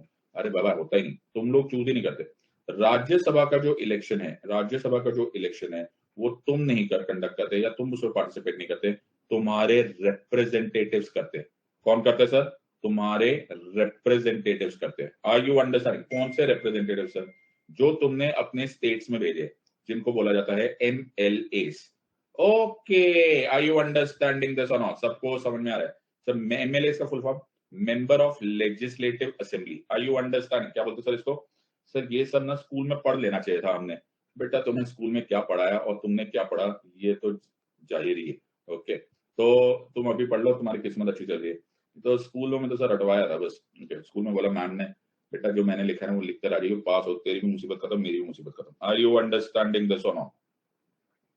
सबको समझना? तो इनको बोलते हैं मेंबर ऑफ लेजिस्लेटिव असेंबलीज, और हिंदी में इन्हीं को विधायक बोला जाता है, विधायक। Are you understanding? तो विधायक बड़े फेमस होते हैं स्टेट्स में। Okay, so members of legislative assemblies और विधायक होते हैं। Sir member of legislative assemblies कहां पे होंगे? ऑल स्टेट्स ऑफ इंडिया में। ओके, ये विधायक या MLAs होंगे। कृपा करके यहाँ पर अपना जरा भी दिमाग मत लगाना, वैसे जो स्पैमर्स है वो तो फिर भी करेंगे। यहाँ पे मैंने मेंबर ऑफ लेजिस्लेटिव असेंबलीज बोला है, लेजिस्लेटिव काउंसिल नहीं बोला, तो जरा भी एक्स्ट्रा दिमाग मत लगाना। जरा भी एक्स्ट्रा दिमाग लगाओगे फिर हो जाओगे। ओके, जो मैं तुम्हें बोल रहा हूँ उतना करते जाना। All states and union territories of कौन सा union territory sir? Delhi, Puducherry and Jammu and Kashmir, जब यहाँ की विधानसभा बन जाएगी, लेकिन तब तक ये अलाउड है। Are you understanding? सर ऐसा क्यों सर? ऐसा भेदभाव क्यों? भेदभाव नहीं है नालायकों, इसलिए बिकॉज ये 3 ऐसे यूटीज है जिनकी अपनी अपनी लेजिस्लेटिव असेंबलीज है, केवल इन्हीं 3 यूनियन टेरिटरीज की अपनी अपनी विधानसभा से। आर यू अंडरस्टैंडिंग दिस और नॉट? सबको समझ में आ रहा है या नहीं? सो कौन पार्टिसिपेट करेगा sir? Representatives of people elect करेंगे, उनको बोलते हैं मेंबर ऑफ लेजिस्लेटिव असेंबलीज, उनको बोलते हैं विधायक। All states and union territories और दिल्ली, पुडुचेरी एंड जम्मू एंड कश्मीर इसमें पार्टिसिपेट करेंगे। पल्ले पड़ा, प्लेन ऊपर से गया नहीं सर, समझ में आ गया? Everyone has understood this or not? अरे हो क्या चलेगा तुम लोग? नहीं सर, हमको सब समझ में आ गया। Everyone has understood this or not? So आजकल सर इस पे बड़ी ऐसा गर्मजोशी से डिस्कशन हो रहा है। हाँ सर, तो आजकल बड़ी गर्मजोशी से हो रहा है, तो ये अभी हो ही रहा है, तो तुम्हें मालूम ही है। Assemblies of 4 states will elect 16 MPs to Rajya Sabha, what is the process, etc. etc. ये बहुत कुछ न्यूज में आ ही रहा है आजकल, तुम कभी ना कभी देख ही रहे होंगे। Are you understanding this or not? सबको समझ में आ रहा है या नहीं आ रहा है? Everyone has understood this part. तो तुम इसमें नोटिस करोगे तो अभी चिदम्बरम साहब ने महाराष्ट्र से अपनी राज्यसभा सीट छोड़ दी। सर महाराष्ट्र से राज्यसभा सीट क्यों छोड़ दी? क्योंकि Maharashtra is a state having a Vidhan Sabha, तो जो महाराष्ट्र को रिप्रेजेंट करेगा वो वहां के members of legislative assembly elect करके आएंगे। आर यू अंडरस्टैंडिंग दिस और नॉट? सबको समझ में आ रहा है या नहीं समझ में आ रहा है? Everyone has understood. सर आपको मालूम है क्या? हाँ, अरे बाबा समझ में आ रहा है कि नहीं आ रहा है? Everyone is clear with this और नॉट? यहां तक सबको समझ में आ रहा है या नहीं समझ में आ रहा है? पल्ले पड़ गया या नहीं पल्ले पड़ा? ये सर सर दूसरा बताओ। दूसरा इज कि ये जो नंबर्स है ना सर, ओके, ये जो नंबर्स है ये मेरे को ऐसा लगता है कभी कभी कि तुम्हारे में ना, बहुत सारे लोगों में ना कंसंट्रेशन पावर बहुत कम है। ओके, मैं तुम्हें एक सजेशन देता हूँ, मेरे पास एक बहुत अच्छा ब्रिलियंट आइडिया दूं क्या तुम्हारी कंसंट्रेशन देने के? तुम्हें कंसंट्रेशन बढ़ाने का तरीका बताऊं क्या? बहुत ही सॉलिड तरीका, ऐसा मुझे लगता है। क्यों? क्योंकि तुम्हारे क्वेश्चंस बड़े अजीब से आते हैं। जैसे ये पूछ रही है, Jammu and Kashmir MLA do not participated in this Rajya Sabha election, any particular reason? जबकि मैंने अभी बोला भी था कि अभी जम्मू एंड कश्मीर की विधानसभा नहीं है, इसीलिए होता है, तो सुनाई कम देता है। इसका रीजन क्या मालूम है? कि हमारी है ना, इसका एक रीजन है। ओके ऑलराइट, ओके सर से क्यों नहीं होता? ओके सर क्या होता है? अब सुनो मेरी बात, यहाँ पे ध्यान से सुनो, तुम लोग थोड़ी सी प्रैक्टिस करो, इसमें कोई गड़बड़ नहीं है, यू शुड वर्क इट। तो मैं एक बड़ी अजीब सी चीज मैंने पढ़ी थी, तो एक बड़ा सॉलिड एवोल्यूशनरी प्रोसेस है। हुआ क्या मालूम है? जो ह्यूमन बींग्स है, तुम्हें बड़े इंपॉर्टेंट होगा, अगर तुम इसको यूज करोगे तो बड़े मुझे थैंक यू का कार्ड भेजोगे। होता क्या है, तुम किसी एनिमल को देखो, तुम ना सर रात को जंगल में गए हो, सर हमें मरना है क्या रात को जंगल में जाने का? नहीं, मतलब हिंदी पिक्चर में मत जाओ। हिंदी पिक्चर में ना रात को जंगल दिखा रहे होते ना, तो भी लाइट हो रही होती है, ऐसा ना दिख रहा होता है, कैमरा है ना, थोड़ी बहुत लाइट दिखाई रहा होता है, तो जंगल में भी दिखा के सर रोशनी दिखाई देती है थोड़ी थोड़ी। ऑब्वियसली ना सर, डायरेक्टर अंधेरे में थोड़ा पिक्चर बना रहा होगा, कुछ तो दिखाएगा ना कि शेर आया, चीता आया, ऐसा। लेकिन अगर तुम आमतौर पे जंगल में चले जाओ रात को, तो भैया कोई लाइट नहीं होती। Are you understanding? तो मैं एक दिन ऐसे ही सोच के ना, अपने फार्म के पास में जंगल है, वहां पर मैं चला गया। मैंने सोचा कहीं ना कहीं तो लाइट होगी, फिटे मुंह, बिल्कुल लाइट नहीं थी। डर के मारे ना हाथ पांव ठंडे पड़ जाते। कहीं से आवाज आती है ना, तो समझ में नहीं आता कि सामने बाजू में जो है वो पेड़ है कि शेर है कि हाथी है, कोई भी हो सकता है, तो बड़े हालत खराब हो जाती। तो मैंने, जो मेरा दोस्त था जो मेरे को लेकर गया जंगल पे, बोला सिद्धार्थ ट्रेकिंग पे चलेंगे, बड़ा मजा आएगा। अगले दिन मैंने उसको बड़ा पीटा। मैंने कहा नालायक, this is your definition of the word मजा? ओके, तो मैंने, जो मेरा दोस्त था जो मेरे को लेकर गया जंगल पे, बोला सिद्धार्थ ट्रेकिंग पे चलेंगे, बड़ा मजा आएगा। अगले दिन मैंने उसको बड़ा पीटा। मैंने कहा नालायक, this is your definition of the word मजा? ओके, मैं 2 बार मर चुका हूँ रातों रात। ओके, 2 बार मेरी मौत हो चुकी, मैं 2 बार स्वर्ग घूम के आ गया, मेरा हो गया। ऐसा लेकर मैं जाना अगली बार मेरे को। Are you understanding this part? जंगल लेकर बड़ा मजा आएगा। अगले दिन मैंने बड़ा पीटा उसको। ओके, ऐसे थोड़ा ना लेकर जाते जंगल में। ओके, हम तो दिल्ली वाले, हमको तो आसमान भी नहीं दिखाई देता, तो दिल्ली वाले तो अपने घर में ही आसमान बना के बैठे होते। सो मैंने कहा ऐसे नहीं जाने। तो मेरे को उससे लेकिन बहुत काम की बात हुई। बोला सिद्धार्थ मान के चलो तू सच में, ना ध्यान से सुना, बड़े काम की बात है तुम्हारे लिए। मान के चलो कि तुम सच में जंगल में जा रहे हो और चारों तरफ कुछ नहीं दिखाई देता। Just imagine thousands of years back, okay, hundreds of years back, जब ह्यूमन बीइंग्स, होमो सेपियंस, ऑलराइट, या निएंडरथैलस, जिस मर्जी का नाम ले लो, वो जंगल में रहते थे। तो आंखों से तो दिखाई देता नहीं था अंधेरे में, तो कौन सा सेंस ऑर्गन सबसे ज्यादा इफेक्टिव था? मतलब हम एवोल्यूशनरी बेसिकली हम लोग ज्यादातर डिपेंडेंट किस पे थे सर? ईयर पे। आर यू अंडरस्टैंडिंग दिस और नॉट? इसीलिए वर्ड हमारे वैदिक शास्त्रों में श्रुति और स्मृति बोला गया। Are you understanding this part? अगर उनको बोलना होता तो वो बोलते यार आंखों से देख लो, नो, वो बोले श्रुति और स्मृति से नॉलेज गेन होती है, क्योंकि हमारे ईयर्स बहुत डेवलप थे। फिर क्या हुआ? फिर एडिसन आ गया है, एडिसन आ गया, हाँ फिर एडिसन आ गया, इसने ऐसे बल्ब बना दिया, बिजलियां हो गई, चारों तरफ रोशनियां हो गई। आई यू अंडरस्टैंडिंग? हमको ज्यादातर चीजें अब आंखों से दिखाई देने लग गई। आई यू अंडरस्टैंडिंग? और ये ह्यूमन एवोल्यूशनरी प्रोसेस होता है कि जब तुम कोई एक ऑर्गन को ज्यादा यूज करते हो और दूसरे को कम यूज करते हो तो दूसरा धीरे धीरे धीरे धीरे छोले गाछी हो जाता है। वही हुआ। अब हमारी ईयर्स की, सुनने की, सर सुनाई हमको सब देता, बहरे नहीं है बेटा, वो बात अलग है। सुनना, हियरिंग और लिसनिंग में जमीन आसमान का फर्क है। Are you understanding? सुनाई देता है, समझ में आता है क्या? नहीं आता। क्यों? क्योंकि हमारी आंखों पे हम बहुत डिपेंडेंट हो गए, और उसकी वजह से जो हमारा रियल पावरफुल ऑर्गन था, सेंस ऑर्गन, वो धीरे धीरे बैकग्राउंड में चला गया। इसीलिए तुम जंगल में जाते हो, तुम घबरा जाते हो, क्योंकि तुम्हारा आंखों को दिखाई नहीं दे रहा होता और तुम्हारे ईयर्स को सुनना भूल गए, तो तुम वहां पर है ना घबरा के बैठ जाते हो और भगवान का नाम लेते हो, बोलते हो भगवान जो जो पाप किया था उसका हिसाब कल कर लेना, आज प्लीज यहाँ से निकाल दो। I you understanding this part? On the contrary, एक जो जानवर होगा वो उसको सब सुनाई देगा। आर यू अंडरस्टैंडिंग दिस और नॉट? सबको समझ में आया या नहीं? Everyone has understood this part? So तुमने, तुम्हारे घर में अगर डॉग्स होंगे, अगर तुम्हारे घर में डॉग्स होगा ना, तो तुम्हारा डॉग ना ऐसे सोया होगा, ऐसे तुम्हारा डॉग ऐसा। मेरे तो चारों डॉग्स ना लाइक ना वो सोए रहते हैं सुबह से शाम, खाते हैं सोते हैं, खाते हैं सोते हैं, खाते हैं सोते हैं, उनका तीसरा काम नहीं है लाइफ में। ओके, सो वो है ना खाते सोते हैं। फिर मैं कभी कभी उनको बोलता हूँ, मैं बोलता हेलो सॉल्टी, तो वो आंखें उसकी बंद रहती है, अचानक उसका कान ऐसा खड़ा हो जाता है, यहाँ मालिक सुन रहा हूँ मैं, अब कुछ काम का है तो ठीक है, नहीं तो मैं फिर सो रही हूँ। मैं कहा नलायक, कुछ तो कर लिया कर बेटा, इतना खाता है। Are you understanding this part? तो ऐसे कान खुला कर देते हैं। वो बोला अच्छा कोई काम की चीज है तो ठीक है, नहीं तो बाहर में जा तू। Are you understanding this part? सबको समझ में आया कि नहीं? तो मेरे को तो कभी कभी समझ में नहीं आता कि मैंने डॉग्स को पाला है कि डॉग्स आजकल हमको पाल रहे। I don't know sir, I don't know whatever. So ये चारों लोग बैठे रहते हैं और सोते रहते हैं और इनके कान ऐसे खड़े हो जाते हैं। फिर इनके कान से आवाज आती है, बोलते नहीं यार ये कोई डेंजर नहीं है बाबा, ये अपना ही आदमी है, चल छोड़ इससे, कोई इसको क्या परवाह करना है, ये सिद्धार्थ तो चिल्लाता रहता है, छोड़। ओके, कोई काम का आएगा तो मैं एक्शन करूंगा, नहीं तो मैं सो रही हूँ। अब मैं तुम्हें जादू की छड़ी देता हूँ, and this really works very well. इसका एक तरीका है, क्या करो, ओके, नेक्स्ट टाइम, ओके, थोड़ी देर के लिए, ओके, 5 मिनट निकालो और अपनी आंखों पर एक कपड़ा बांध लो। अच्छा, हल्के से बांध लेना, बहुत टाइट मत बांधना, पता चला आंखें बाहर आ गई। नहीं नहीं सर। सो हल्के से कपड़ा, या फिर अगर तुम्हारे पास वो है जो एयरलाइंस में देते, मेरे पास तो ऐसे बहुत सारे जमा है, वो चाहिए तो मुझसे ले जाना, मेरे पास 200-500 हो गए। वो जो वो आंखों को कवर करने के लिए वो एयरलाइंस वाले बोलते हैं ना, इसको आंखों से ढक लो और सो जाओ और जेट लैग नहीं आएगा। वो बात अलग है कि इस प्लेन में कभी नींद तो आती नहीं, मैं तो पायलट को देखता रहता हूँ कि धीरे चला रहा है कि नहीं चला रहा है। ओके, मतलब आई हैव अ प्रॉब्लम ना, भैया पायलट से गलती हो जाए, इसलिए मैं आंखें खुली नहीं रखता हूँ। तो वो जो आंखों पे पट्टी बांध लो, and now just hear, just listen. क्या लिसन सर? हर साउंड जो तुम्हारे आसपास आ रहा है उसको सिर्फ सुनने की कोशिश करो। Just listen, that's it. घंटी बजी, टिंग, ओके, हाँ, just without looking at this, just listen. And वो भी कोशिश करना दैट ज्यादा देर एक ही चीज को मत सुनना, जस्ट सराउंड योरसेल्फ। ओके, कोई भी वॉइस, दूर से किसी की आवाज आई, मम्मी ने किसी को थप्पड़ मारा, वेरी गुड, ओके सुन लिया, वेरी गुड। ओके, सो गाड़ी की आवाज आई, डॉग ने बार्क किया, सुनो।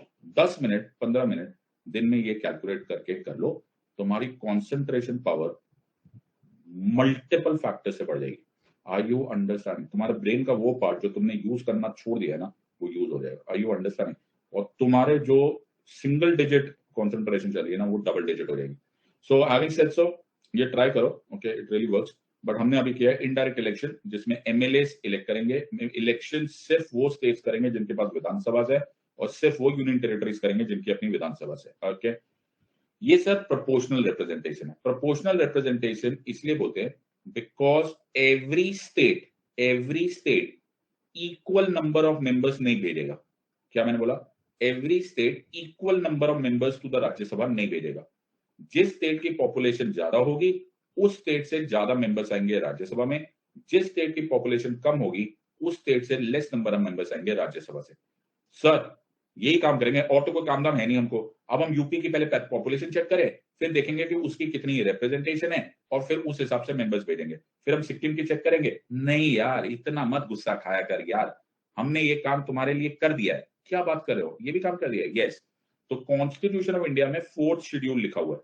अच्छा, जो कॉन्स्टिट्यूशन ऑफ इंडिया उसका 4th शेड्यूल है और उसमें एग्जैक्ट हमने ये कैलकुलेशन करके रखी हुई है कि कितने कौन से स्टेट के कितने मेंबर्स आएंगे टू द राज्यसभा। आसाम से 7 आएंगे, दिल्ली से 3 आएंगे, to each state or union territory specified in the first column of the following table, there shall be allotted the number of seats specified in the second column. तो कितने कौन सा state है और कौन सा यूटी है और कौन से स्टेट की पॉपुलेशन के अनुसार और कैलकुलेशन के अनुसार वो कितने मेंबर्स टू द राज्यसभा भेजेंगे, that absolute number will come in the 4th schedule. Are you understanding this और नॉट? सबको समझ में आ रहा है या नहीं आ रहा है? सर अगर हम अमेरिका में होते ना तो हमारी लॉटरी लगती। क्यों? क्योंकि अमेरिका में भी सेकेंड हाउस है। ओके, उसको सेनेट बोला जाता है। क्या बोला जाता है सर? सेनेट बोला जाता है। क्या बोला जाता है सर? सर सेनेट बोलते हैं, सेनेट। Are you understand? और जो सेनेट है उसमें every united state elects 2 people to represent them. तो हर स्टेट 2 मेंबर्स भेजता है और यहाँ पे टोटल स्टेट्स कितने हैं? 50। तो 50 मल्टीप्लाइड बाय 2 और 2 0 2 10 की up 100। Are you understanding this or not? Everyone has understood this part. So a very major difference between the United States Senate and that of India is that Senate में equal representation है of every state, लेकिन in India there is proportional representation. तो अगर तुम notice करोगे तो उत्तराखंड अलग भेजेगा, ओके, बिहार अलग भेजेगा, एमपी अलग भेजेगा and so on and so forth. Are you understanding this और नॉट? सबको समझ में आया या नहीं? तो ज्यादा कैलकुलेशन मत करना। सर अच्छा वो आपने बता दिया, मैंने तो सर कैलकुलेटर खरीद लिया था, हम प्रोपोर्शनल रिप्रेजेंटेशन करेंगे। नहीं बेटा ऐसे मत करना। सो सर टोटल सीट्स कितने भेजेंगे? तो मैंने अभी तक क्या बता दिया sir? Rajya Sabha is the house और राज्यसभा में आएगा indirect election, proportional representation and single transferable vote. Yes or no? Yes or no? Indirect election है बिकॉज एमएलएस चूज करेंगे from all states and the union territories of Delhi, Puducherry and Jammu and Kashmir. Yes or no? Proportional representation इसलिए because according to the population seats ज्यादा होंगी या कम होंगी। ये exact number आपको मिल जाएगा 4th शेड्यूल में से। आर यू अंडरस्टैंडिंग दिस और नॉट? सबको समझ में आ रहा है या नहीं? सर आप उनको ये तो बताया ही नहीं आपने कि राज्यसभा के टोटल मेंबर्स होंगे कितने। The maximum sanctioned strength, word क्या मैंने बोला? Maximum sanctioned strength. मैंने कतई नहीं बोला सर कान खुले रख रहे हो हम, कान खुले रख रहे हैं हम। ओके, मैं ना सुनाई दे रहा है सर हमको। मैक्सिमम सैंक्शन स्ट्रेंथ मैंने नहीं बोला है करंट स्ट्रेंथ। सर आप चाहे 10 बार रिपीट करो फिर भी एक कोई ना कोई लो आईक्यू जरूर पूछेगा कि सर करंट स्ट्रेंथ थोड़ा इतना है। हाँ, तो करंट स्ट्रेंथ की बात नहीं हो रही। Maximum permitted strength according to the constitution of India of the Rajya Sabha is 250। Oh 250 तो होना चाहिए, 245 है करंट स्ट्रेंथ। बिल्कुल सही बात है, करंट स्ट्रेंथ 245 है, लेकिन जितने अलाउड स्ट्रेंथ है वो 250 है, जिसमें से 238 आएंगे इलेक्शन से।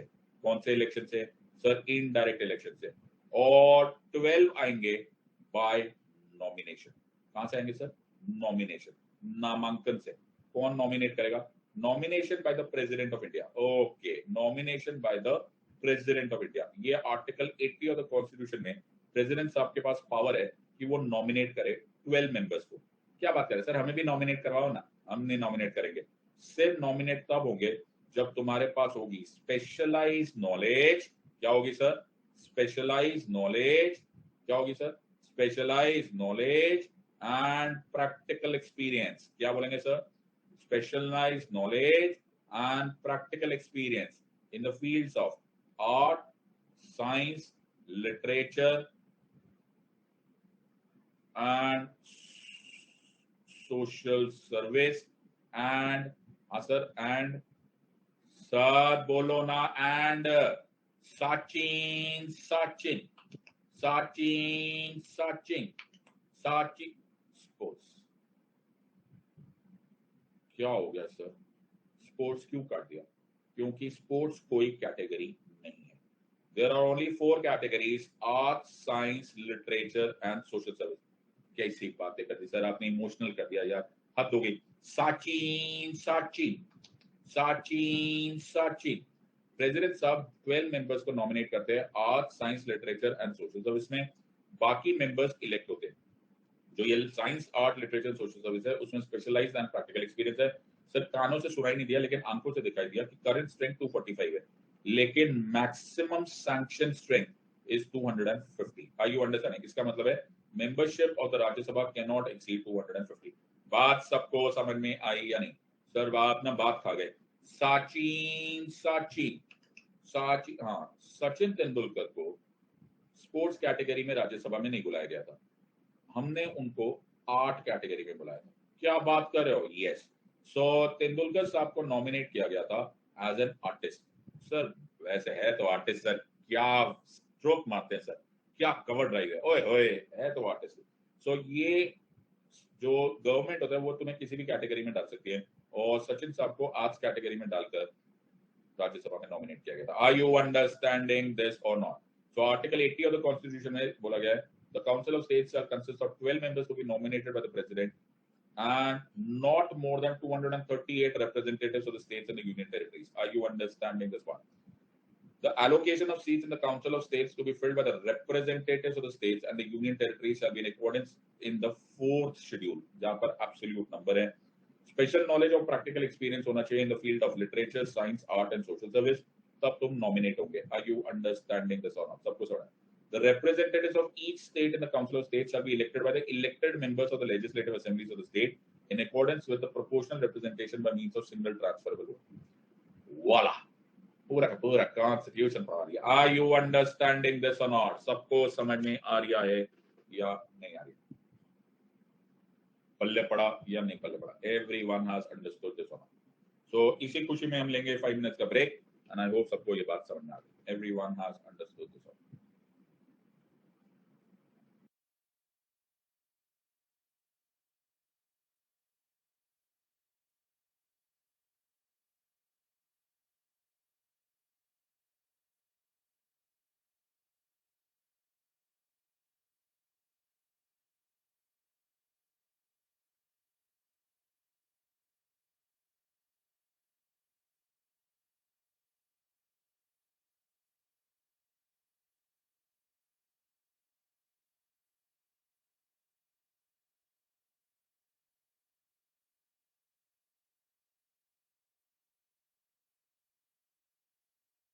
बहुत ही बढ़िया। ये कौन है? मधु, याशिका, श्रुति, शिवांगी, अर्चना, मृदुल, आंचल, प्राची, प्रिया, शांतनु, प्रियंका, कृतिका, एस्पिरेंट, हरिता, ज्योति, कृतिका, सलोनी, शिवानी, अश्विनी, प्रिंस। बहुत ही बढ़िया। सो तुमको मिलेगा अच्छा बच्चा अवार्ड और फिर तुम्हारी लगेगी लॉटरी। ग्रेट। सलोनी को भी एवरी। तो होम डिलीवर होता है हमारे यहाँ से। ओके सर, होम डिलीवर कराएंगे जल्दी जल्दी। कोरियर कंपनी का स्टैंप लगा होगा। ऑलराइट, सो आगे चलते हैं, आगे चलेंगे। Yes sir. अरे चलेंगे क्या, सो गए तुम लोग? नहीं सर। ऑलराइट, तो सर राज्यसभा के अभी आपने हमें सारे डिटेल्स बता दिए। आई होप तुम्हारे नोट्स बनते जा रहे हैं। अगर तुम नोट्स नहीं बना रहे हो तुम कतई पास नहीं होंगे एग्जाम में, कुछ याद नहीं रहेगा, थोड़े टाइम बाद सब भूल जाता है। You understanding this part? So एक दिन मैंने इंटरनेट पे एक आर्टिकल ढूंढा, मैं बहुत टाइम से ना ढूंढ रहा था, तो मेरे को इंडियन एविडेंस एक्ट पे कुछ पता करना था। ओके, तो एक बड़ी मेजर जजमेंट थी इंडियन एविडेंस एक्ट, तो मैंने बड़ा सर्च किया। सो इंडियन एविडेंस एक्ट मैंने सर्च किया, मतलब वो इंपॉर्टेंट पॉइंट।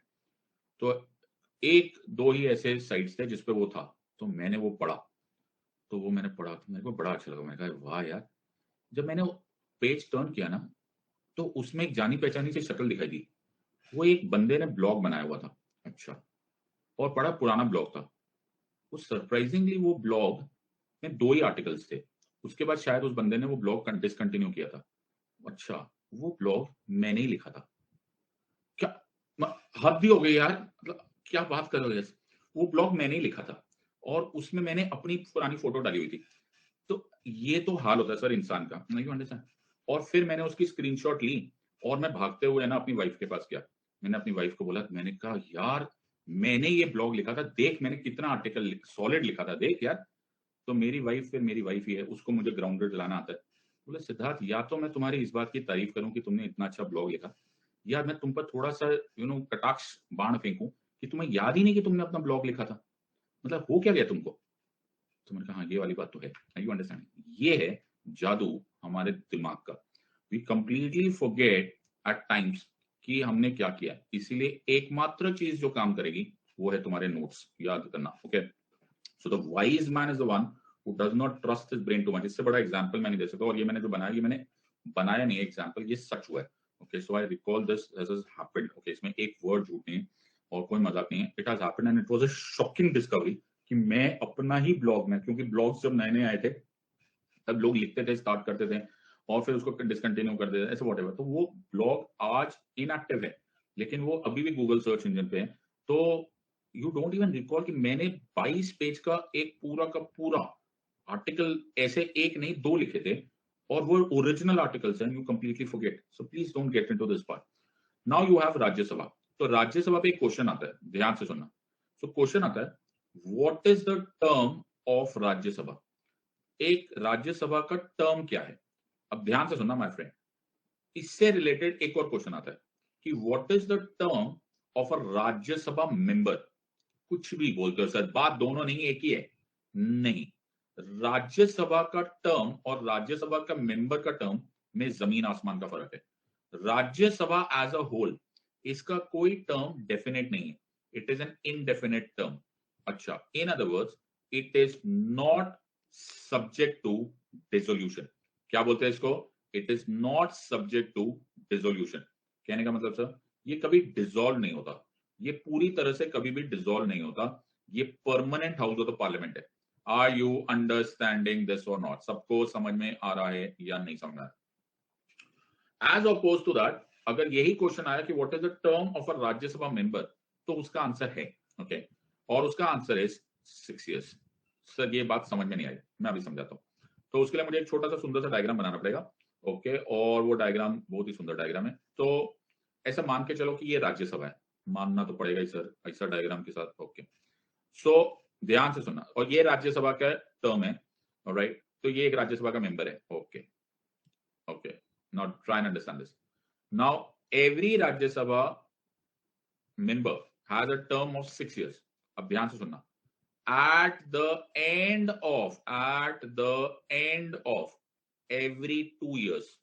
मैंने क्या बोला, at the end of every 2 years। Sir मतलब, अरे बाबा 2 साल कंप्लीट होने के बाद, यानी कि beginning of the third year में, beginning of the third year में 1/3 ऑफ द राज्यसभा मेंबर्स, जैसे अगर 240 मेंबर्स होंगे तो 80 मेंबर्स रिटायर हो जाएंगे, कंपल्सरली रिटायर हो जाएंगे।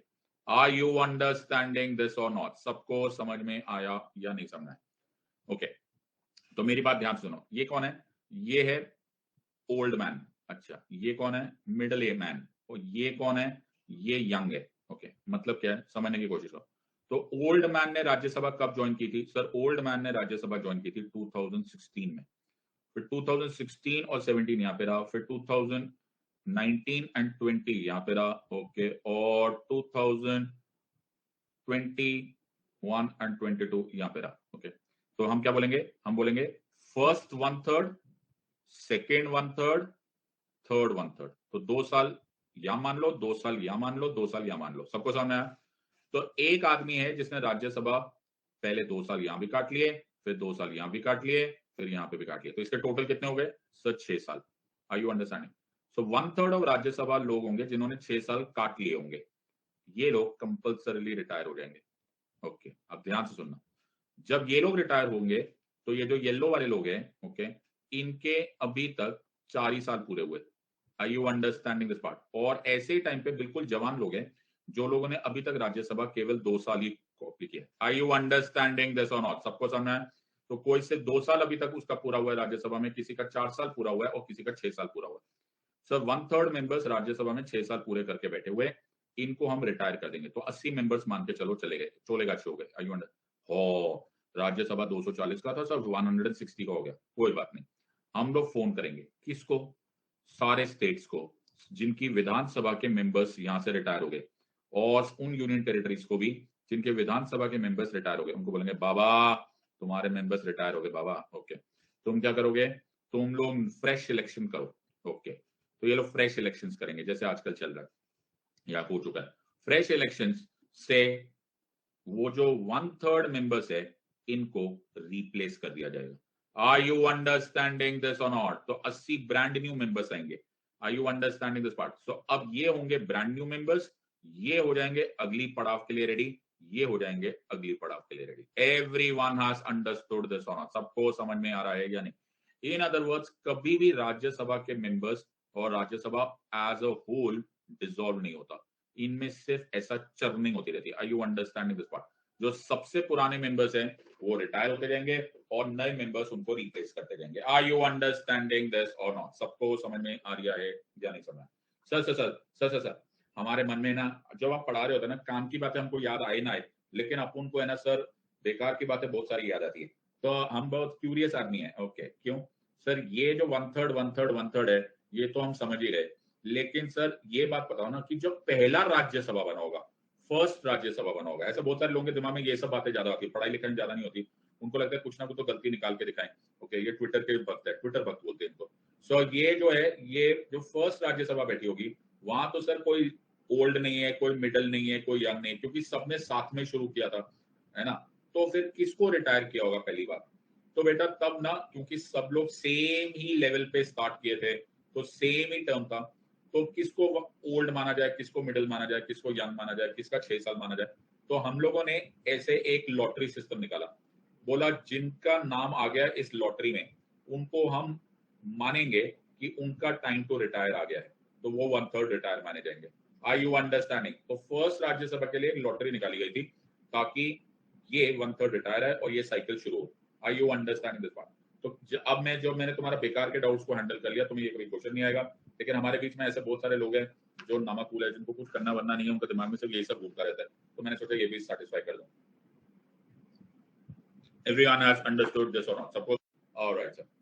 So इसे एक और क्वेश्चन आता है क्या सर? ध्यान से सुनो क्या सर? तो ऐसे एक एग्जांपल लेते हैं, ठीक है? एग्जांपल लेते हैं, तो ये कौन है सर? ये है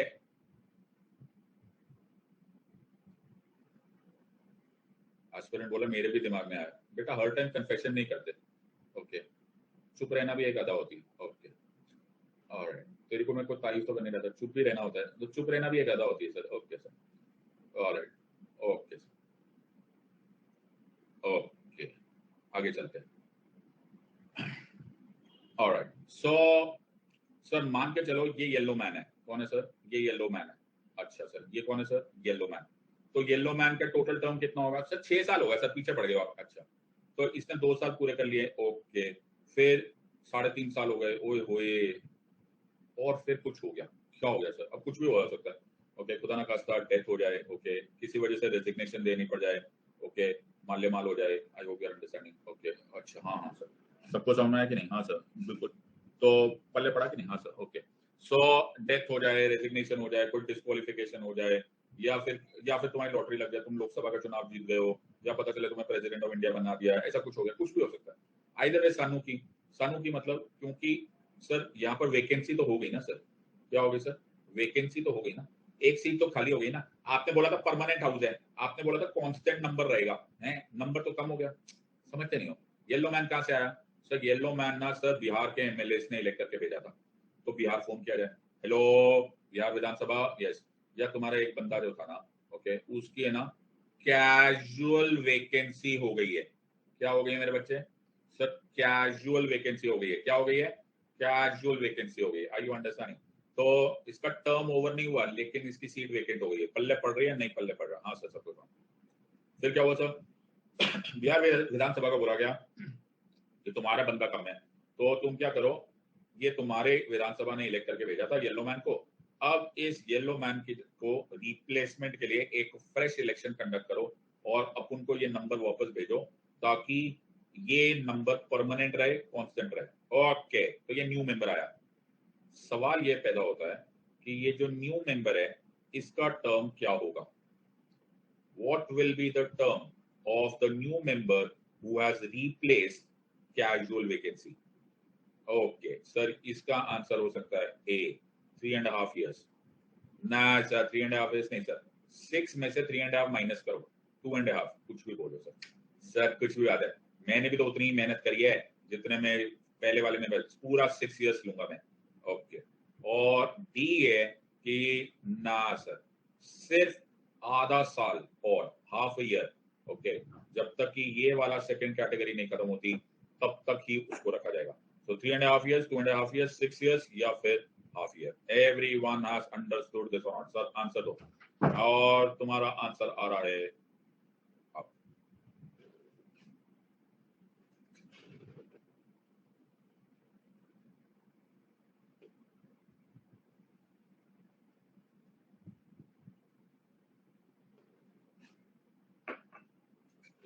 तो बहुत ही इंटरेस्टिंग क्वेश्चन है सर। आंसर आया है 53% लोगों ने करेक्ट आंसर दिया है कि it is for 2.5 years। Okay, इसको कैसे डिफाइन करते हैं? इसको बोलते हैं, पहले मैं देखना चाहता हूँ कौन इंटेलिजेंट लोग हैं। Amit, Paras, Rohit 1 2 3, mister Katoch, Jyoti, Anshu, Shreya, Tanushree, Prachi and Amit. बहुत ही बढ़िया। सो ये 2.5 years क्यों है? क्योंकि मेरे को टोटल मेंबर्स का नाम परमानेंट और नंबर परमानेंट और कांस्टेंट रखना है। आर यू अंडरस्टैंडिंग दिस और नॉट? सबको समझ आया? तो इसके लिए एक लैंग्वेज यूज की जाती है, क्या सर? इसको बोलते हैं casual vacancy is filled up. क्या बोलते हैं? Casual vacancy is filled up for the reminder of the term. क्या बोलते हैं? For the reminder of the term. क्या बोलते हैं sir? For the reminder of the term. सबको समझ में आ रहा है या नहीं? Everyone has understood this or not? सबको समझ में आया या नहीं? So इसको क्या बोलते हैं sir? Casual vacancy is filled up for the remainder of the term. Everyone has understood this or not? सबको समझ में आ गया? Yes or no? ये बड़ा जरूरी है और ये राज्यसभा के लिए। इरादा क्यों है? क्योंकि मुझे परमानेंट और कांस्टेंट नंबर मेंटेन करना है। Everyone has understood। ये बड़ा जरूरी है और ये राज्यसभा के लिए। इरादा क्यों है? क्योंकि मुझे परमानेंट और कांस्टेंट नंबर मेंटेन करना है। Everyone has understood this or not? सबको समझना है? तो मैं तुम्हें सारे एमसीक्यूज भी किए जा रहा हूँ। ऐसे एमसीक्यूज बहुत कॉमनली आते हैं, so you must know all these parts. Everyone has understood this और not? So Council of States sir बड़ी पुरानी चीज है। I hope you are understanding. The Council of States is also known as Rajya Sabha. It is a nomenclature that was announced by the chair in the House on 23rd August 1954 as its own distinctive feature. Origin of Rajya Sabha, Montagu Chelmsford reforms of 1918। तुम्हें याद है मैंने पहले बोला था, government of India act 1919 में पहली बार bicameralism को इंट्रोड्यूस किया गया था as the second chamber of the then legislature with a restricted franchise। याद रखना, तब लिमिटेड फ्रेंचाइज थी। So the Constituent Assembly which met on 9 December 1946, ये एक्ट किया था सेंट्रल लेजिस्लेचर टिल 1950 और तब ये प्रोविजनल पार्लियामेंट था। एंड लेटर 1954 में आते आते इसको पहली बार राज्यसभा नाम दिया गया। सो यही है Rajya Sabha and a very important part. Now Rajya Sabha का रोल इतना इजी नहीं है। Are you understanding this part? सबको समझ आया या नहीं समझ? सो ये जरूरत से ज्यादा होशियार लोग आ रहे हैं। ओके, तो 1.5 में sir the seat can be vacant for how many days और इज इट फिल्ड इंस्टेंटली? बेटा ये तेरे को नहीं पूछा जाएगा, और अगर तेरे को ये पूछ लिया जाएगा तो तू जवाब देना मत, बोलना ये मेरे लेवल के बहुत नीचे की चीज है। ओके, समझ में आया? तो जितना पढ़ा रहा है, मतलब इससे मेरी क्लास में आने से पहले इस नादान परिंदे को राज्यसभा ठीक से लिखना नहीं आता था, लेकिन कुछ ना कुछ एक्स्ट्रा क्वेश्चन पूछ के ये इंस्टाग्राम पे अपना स्क्रीनशॉट जरूर डालेंगे। और मैंने सिद्धार्थ सर को क्वेश्चन दिया, सिद्धार्थ सर क्या, इसको जवाब नहीं था। सो आगे देखते हैं। So now the context here is कि सर राज्यसभा इतना इंपॉर्टेंट क्यों है? मैंने तुम्हें एक वर्ड यूज किया, मैंने बोला Rajya Sabha is the voice of the states. Please try and understand, ये बड़ा इंपॉर्टेंट बात है। तुम्हें याद है कि हमारा जो पूरा नेशनल फ्रीडम स्ट्रगल है, पूरा नेशनल फ्रीडम स्ट्रगल है, वो प्रोविंशियल ऑटोनॉमी पे बेस्ड था। आई होप सबको याद है, सारी लड़ाई सर प्रोविंशियल ऑटोनॉमी पे थी। जिन लोगों ने इसको नहीं अटेंड किया होगा वो प्लीज हिस्टोरिकल अंडरपिनिंग्स वाला वीडियो देख लीजिए और इसको make sure that you understand this. तो सर जब इंडिया आजाद हुआ, इंडिया आजाद हो गया 1947 में, इंडिया आजाद हो गया 1950 में, हमने अपना कॉन्स्टिट्यूशन लिखा। तो सर भूल जाओ सर, क्या हो गया? किसको भूल गया सर? सर ये प्रोविंशियल ऑटोनॉमी छोड़ो सर, काम छोड़ो। मतलब था सर, काम हो गया, अब भूल जाओ सर, ये जाने दो, इसको सबको जाने दो ना सर, अब हम जाने नहीं देंगे। जो वादा किया वो निभाना पड़ेगा। मतलब तो सारे स्टेट से नोनू नोनू स्टेट, जितने भी नोनू नोनू स्टेट थे ना, ये सब बाबा साहेब के पास पहुंचे। बाबा साहब बोले, बाबा साहब आपने ना ये हमको बोला फेडरल स्ट्रक्चर का हम पार्ट बनेंगे। बोले यस। फेडरल स्ट्रक्चर में एक यूनियन होता है, यस, ये यूनियन ऐसे लिखते हैं बाबा साहब। ओके, ये देखो बड़ा सा यूनियन, और एक स्टेट होता है, ये देखो छोटे छोटे नोनू नोनू स्टेट। हम तो ज्यादा बड़ा भी नहीं लिखते, हमें इतना डर लगता है कि यूनियन हमको कहीं ब्रेकफास्ट में खाना जाए। आर यू अंडरस्टैंडिंग दिस और नॉट? सबको समझ में आ रहा है या नहीं? आर यू अंडरस्टैंडिंग दिस और नॉट? सबको समझ में आ रहा है या नहीं? ओहो, लोग मेरे को वर्क फ्रॉम होम का जॉब भेज रहे हैं। वो समझ में आ रहा है कि नहीं? Everyone has understood this part. So union जो है यूनियन बहुत बड़ा होता है और स्टेट्स बहुत वीक होता है। Are you understanding? तो स्टेट्स ना घबराए घबराए बाबा साहब के पास पहुंचे। Are you understanding this part? So Baba Saheb ने बोला घबराने का नहीं। क्या बोला सर? घबराने का नहीं।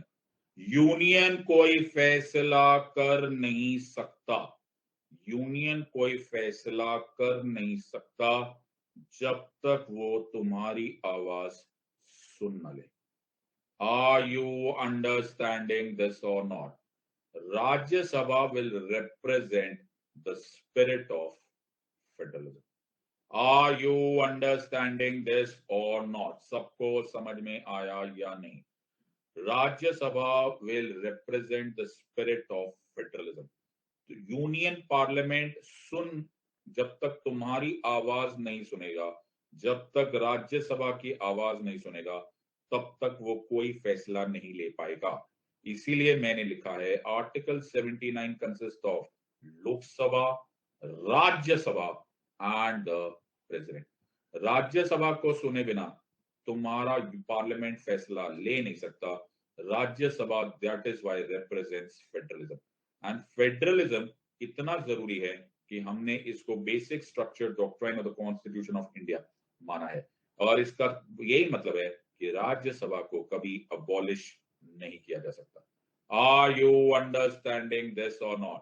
ये हमारी स्पिरिट ऑफ फेडरलिज्म है, ये हमारा वादा है, और जैसा बोला गया जो वादा किया वो निभाना पड़ेगा। आर यू अंडरस्टैंडिंग दिस और नॉट? तो Rajya Sabha is a very very very important house, and इतना इंपॉर्टेंट हाउस है कि राज्यसभा जो राज्यसभा है वो मोदी जी की भाषा में, मोदी जी ने थोड़े समय पहले बोला था, ये बहुत ही इंपॉर्टेंट लाइन बोली थी, जो कि वाजपेयी साहब की स्टेटमेंट थी, Rajya Sabha is the second house of the parliament, not the secondary house of the parliament. क्या बोला था sir? Rajya Sabha is the second house of the parliament, not the secondary house. तो ये दूसरा है, लेकिन ये किसी भी हाल में कम नहीं है as compare to the Lok Sabha. Rajya Sabha may be the second house, but it is never the secondary house. Prime Minister Narendra Modi said in the tribute as it completed 250 sessions today. The upper house is the soul of countries. ओए होए, line देखिए क्या sir? It is the soul of countries. ओए होए, emotional हो गया sir. Federal structure, बेटा ऐसे पढ़ते हैं पॉलिटी, समझ में आ रहा है या नहीं? तो मैंने तुमको क्या क्या पढ़ा दिया, समझ में आ रहा है या नहीं? It is the soul of countries federal structure. Are you understanding this or not? समझ में आ रहा है? इसको कहते हैं 24 कैरेट रॉक सॉलिड प्रिपरेशन। सबको समझ में आ रहा है या नहीं आ रहा है? Everyone has understood this or not? So मैंने तुमको धीरे धीरे सारी चीजें बता दी है। So let us understand एक बार क्विकली। सर मेरे को है ना सर राज्यसभा का मेंबर बनने का है, हम बनो ना? क्या बात कर रहे हो? यस। तो राज्यसभा का मेंबर बनने के लिए क्या करना पड़ेगा? कुछ नहीं करना पड़ेगा। क्या बात कर रहे हो? यस। तो हमारे पास दो ग्रुप ऑफ क्वालिफिकेशंस है, मतलब qualifications as mentioned in the constitution of India and qualifications which are other qualifications. Qualification which are mentioned in the constitution of India तो बहुत ही सिंपल है। क्या मतलब सर? तुम 30 इयर्स के एज में होने चाहिए, अच्छा, या उससे ज्यादा, और सिटीजन ऑफ इंडिया होना चाहिए, यस और नो, और तुमने ऑफिस ऑफ प्रॉफिट नहीं ऑक्यूपाई करना चाहिए। Are you understanding this part? सबको समझ में आ रहा है या नहीं? तो ये सर ऑफिस ऑफ प्रॉफिट एक समय पे पढ़ा देंगे, अभी के लिए सिर्फ याद कर लेना। Are you understanding? So it is very very clear that article 84 में लिखा है, he must be a citizen of India and he must not be less than 30 years of age. He must possess such other qualifications as may be prescribed on that behalf by under any law made by the parliament. So it is a very crucial part that आपको ये मालूम होना चाहिए कि constitution के साथ साथ there are certain other sources also.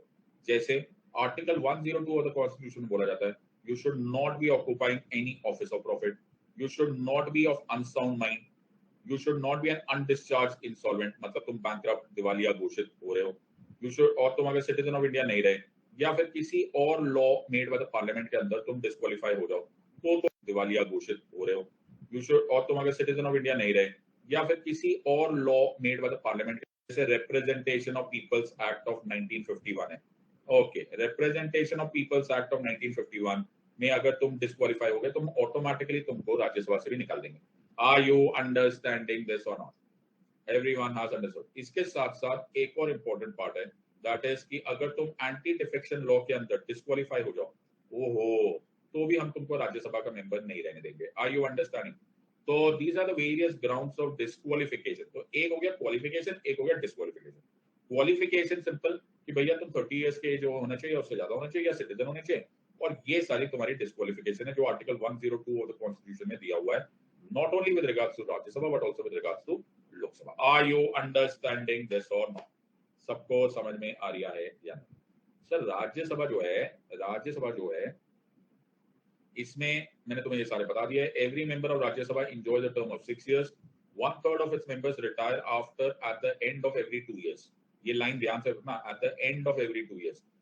बार-बार भी इलेक्ट हो सकते हैं, बिल्कुल, और you can be re-elected, you can be re-nominated as many number of times as possible. तो री-इलेक्ट भी हो सकते हो, री-नॉमिनेट भी हो सकते हो। Yes sir. और याद रखना casual vacancy only for the remaining period होती है। बात सबको समझ में आ रही है या नहीं आ रही?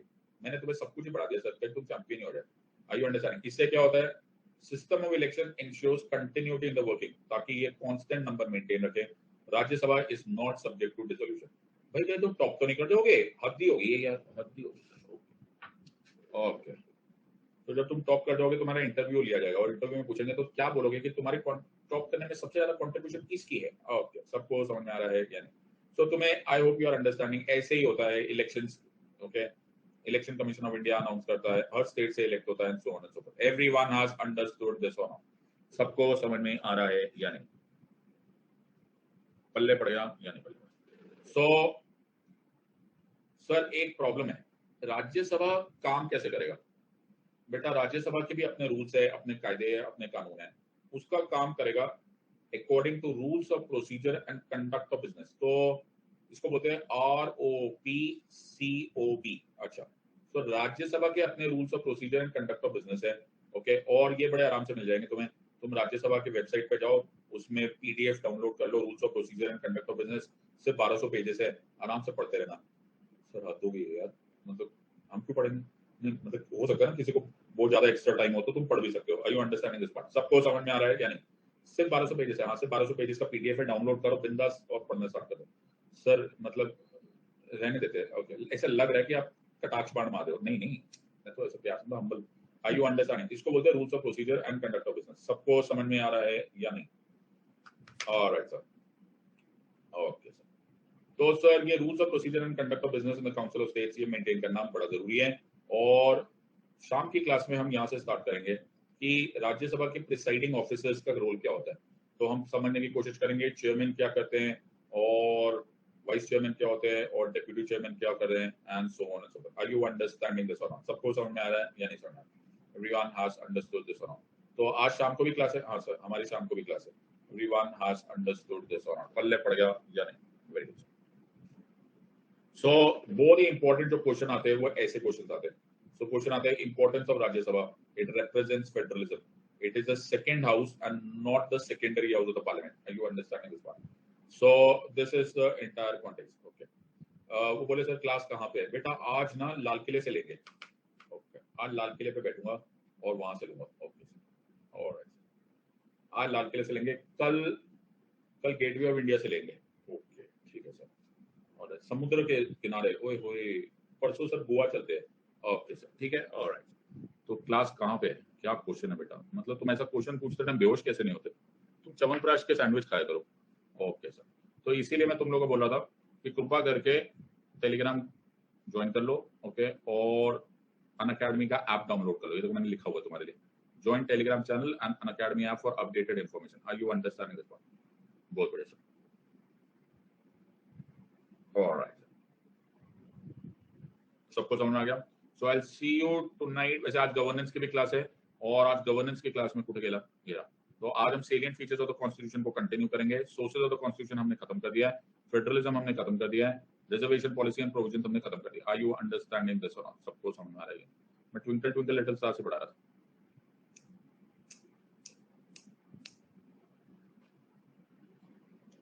Okay sir,